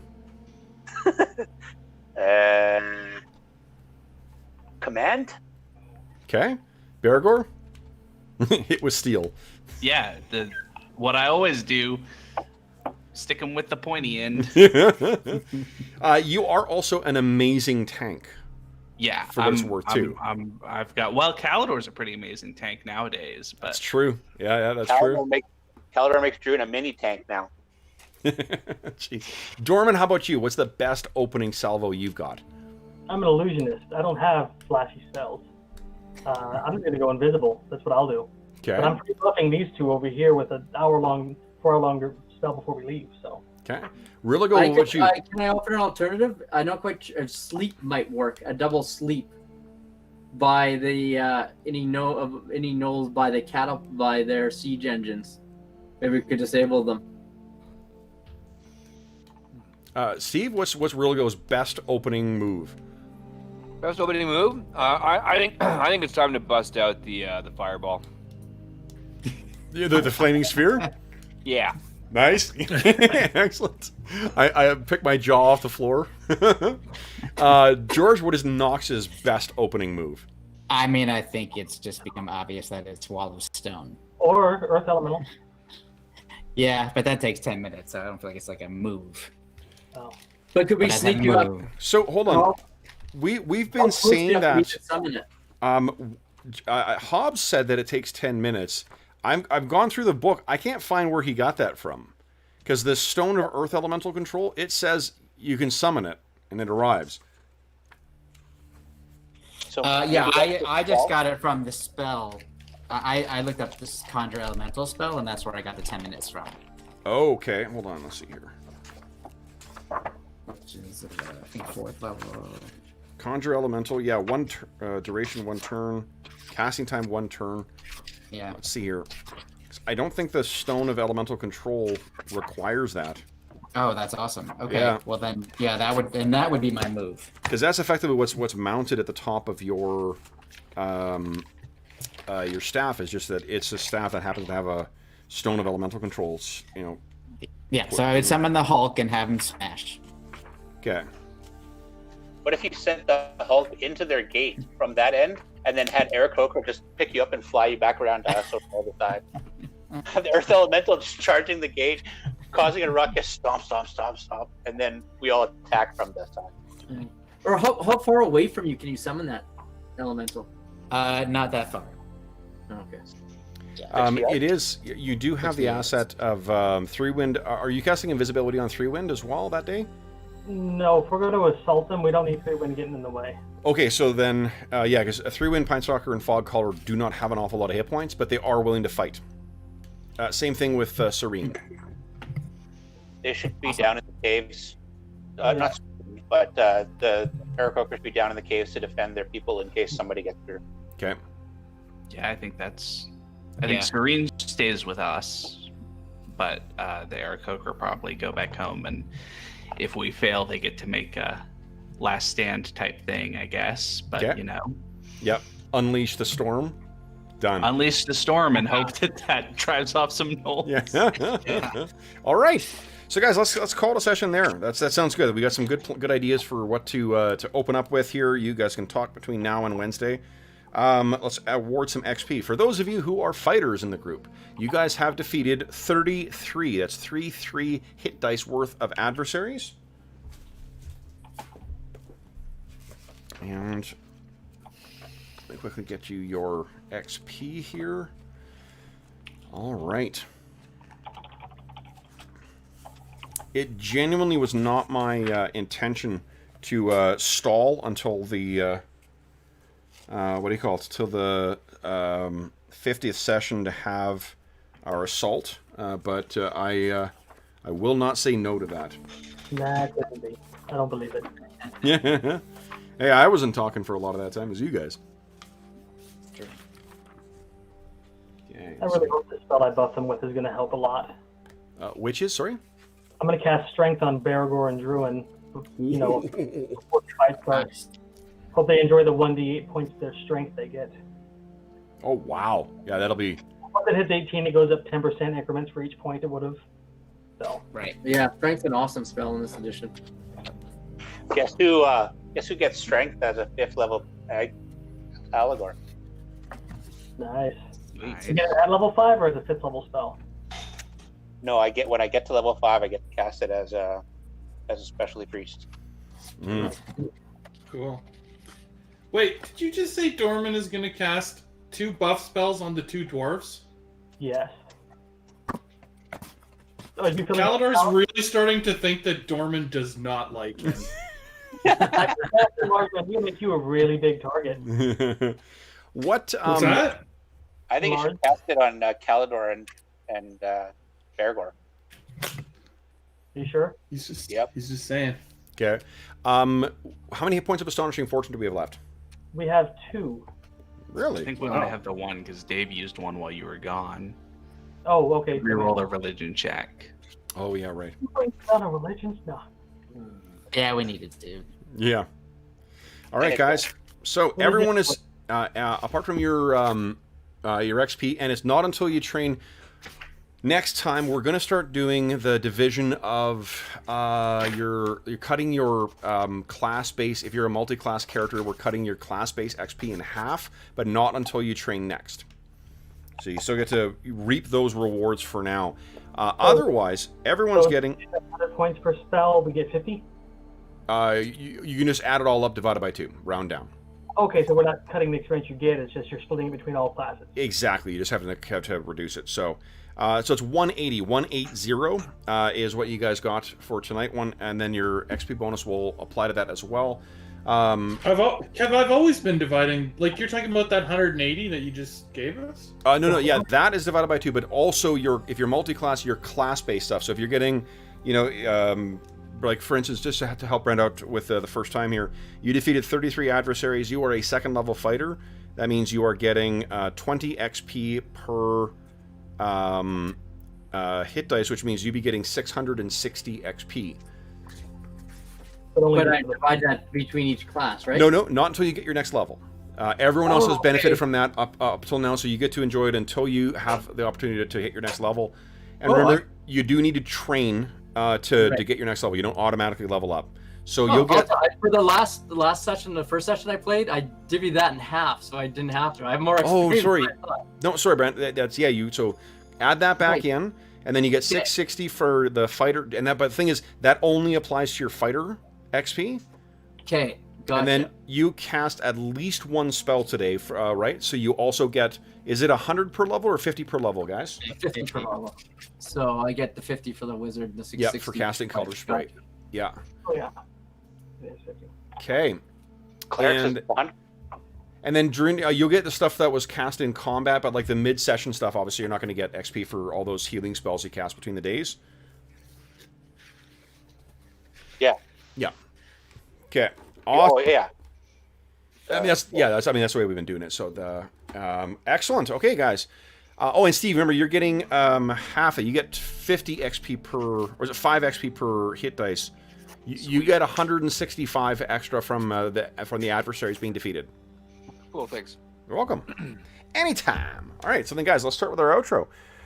Okay, so then, guys, for those listening at home, first off, thank you so much for joining us for session 49 of the Night Below campaign. We are inching towards session 50. Next session will be the big assault on the Knoll camp. Will we see Earth Elemental return? Will we see our Earth Elementalist return? We'll have to see whether that happens. As is always the case, if you have any comments, questions, or concerns regarding the session, the campaign, or the game we're playing, please don't hesitate to leave a comment in the comment section of this video, and I will reply in a timely fashion. In addition, you can reach me on Twitter at Dungeon Musings. You can also reach me by email. My email address is dungeonmusings@gmail.com. And you can find a link in the description of this video to the Dungeon Musings Discord server, where there are over 200 very cool gamers who are chatting about this game, about the other games we run on the channel, and a bunch of other things like finding a group. We saw a bunch of people post pictures of their dogs today on our Dungeon Dogs channel.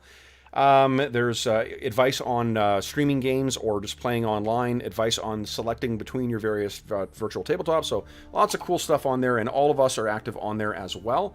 In addition, you can, if you did enjoy the session, be sure to click on subscribe and the bell icon so you know when we're going live. And you can also find the schedule for the week posted on the Dungeon Musings YouTube channel's community tab every Sunday night, as well as on the Dungeon Musings Discord server and on Twitter. In addition, starting on Wednesday, we're having our annual charity raffle. And this year we have a very, very cool prize. The charity grand prize will be a copy of Beadle and Grimm's Gold Edition Eberron Rising from the Last War box set. Very cool product that was donated by Beadle and Grimm for the purpose of this raffle. And if you want to see what's in there, actually, I'm going to link a very cool article from Forbes that has a full description of what you find in there. But we're going to do you one better. We're actually going to play with it. We're going to run a one-shot and show you what is actually in there so you can see what cool thing could be as a grand prize. We also have copies of the core rulebook for Astonishing Swordsmen and Sorcerers of Hyperborea. I purchased 2 of those that I'm going to be giving away. We're also going to have some cool stuff from our Redbubble store. As prizes, we have Dave making a very cool chainmail dice bag as a prize for one lucky donor. And there's some other neat stuff too. So there's going to be a ton of great prizes, and all donations that go to get raffle tickets go to benefit SOS Children's Villages International, a really terrific organization active in over 130 countries that benefits over 80,000 orphaned and abandoned children around the world. Last year we raised over $1,700 for SOS Children's Villages International just with the raffle, and in total we raised almost $5,000 last year. So we're hoping that this year's raffle will be as successful as last year. And once again, we give a massive thank you to the very, very good people at Beadle and Grimm for donating such an awesome grand prize. Arlen, I saw you had your finger up. Did you have a question? Oh, I was going to comment. Normally, your copy of the gold edition of the Eberron box set sits up there and you point to it, but it's not there. It's almost like you're using it to prepare for something. And then you talk about the possibility that you're using it to prepare for something. That is correct. I've spoken to our, in the interest of giving a chance to give some attention to the very awesome setting. Our channel normally, at least lately, has been running a lot of old school stuff, but I love all role-playing games. And Eberron is a very, very dear favorite of mine from the time it first came out from 3rd edition. So I'm really looking forward to going back, and we've got a bunch of our regular players who have agreed to subject themselves to one of my noir-inspired Eberron adventures. So I'm really looking forward to showcasing what you can do with it. Even the really, really cool thing about this particular product is that it's a campaign setting as opposed to just an adventure. So you can get, in the same way that those 2nd edition box sets get years and years and years of use, you can get the same thing out of this as well. It's really going to be, it's really a great product, and I'm really looking forward to getting back to there. Speaking of my players, so last thing I want to do, I guess, is I'll give a big, big thank you as well, once again, to those supporting us on Patreon as well, too. We have now inched our way through halfway. I need to get 3 more of these suckers to give a thanks to our players. And then everyone will have been supplied with a copy of that. Thanks to the very generous donors on Patreon. Thanks to the people picking up stuff from our Redbubble store. And thanks to people who have been putting up with the ads we have on our YouTube channel now. So thank you very much to everyone. Yeah, that's right, John. You got some very cool stuff from the Redbubble store. So, oh, and, you know, speaking of which... Calador and Bergour here in a couple days. Oh, fantastic. Sweet. And I'm almost close to, well, I was almost done. I'm working on this is, I don't know if my camera's going to pick it up there, but there we go. We've got Knox, the Unexpected, coming together here. Awesome. Oh, there's your, Very cool. let me show you there's your Mesoamerican Nice. kind of outfit. Looking good. I feel like I'm leaning more into kind of a Lean Claire style for this one, but I'm okay with it. So Yeah, hopefully you great. enjoy. And then once that's done, I'd have one more fucking character to do now, thanks to Brent joining us. But of course, Brent, you are welcome here. It gives me an excuse to draw yet another elf, so I am happy to do that. Thanks. Yeah. So anyway, that is a very, very long outro. We've been playing for very long, and it's very hot here. So let's wrap things up with a very, very big thank you to all the players who joined us tonight, defeated the Gnolls, and yeah, got themselves back on their feet and ready to assault the Gnoll encampment. So, Brent, Dave, Arlen, John, Steve, George, and Jeff, thank you so much for playing tonight, guys. This was a really, really great session. I can't wait to number 50. Woo! Exciting. Awesome. And congrats as well, too. Who dinged here? Druin. Congrats, Druin. What'd you ding in? Fighter or... No, the specialty priest. A little higher... Nice. Excellent. requirement. It Is that doesn't get 5th or those- 6th level? 5th? That'll take them to 5th, yeah. Fuck yeah. Fantastic. All right, then. So for those listening at home, once again, thank you so much for joining us. We hope that you guys have enjoyed this session. If you're joining us either live or around the time, ever since I hung up my phone there, it looks like I've got a white light on me. I don't know what's happened to the balance. Jesus. Thank you so much for joining us. If you're listening to this contemporaneous to the recording or, you know, live, thank you. We hope that this finds you healthy, safe, and weathering the current crisis as well as can be expected. We hope we've given you an opportunity to get your mind off of the troubles of the world by the troubles of our heroes' world. And until we see you again, happy gaming.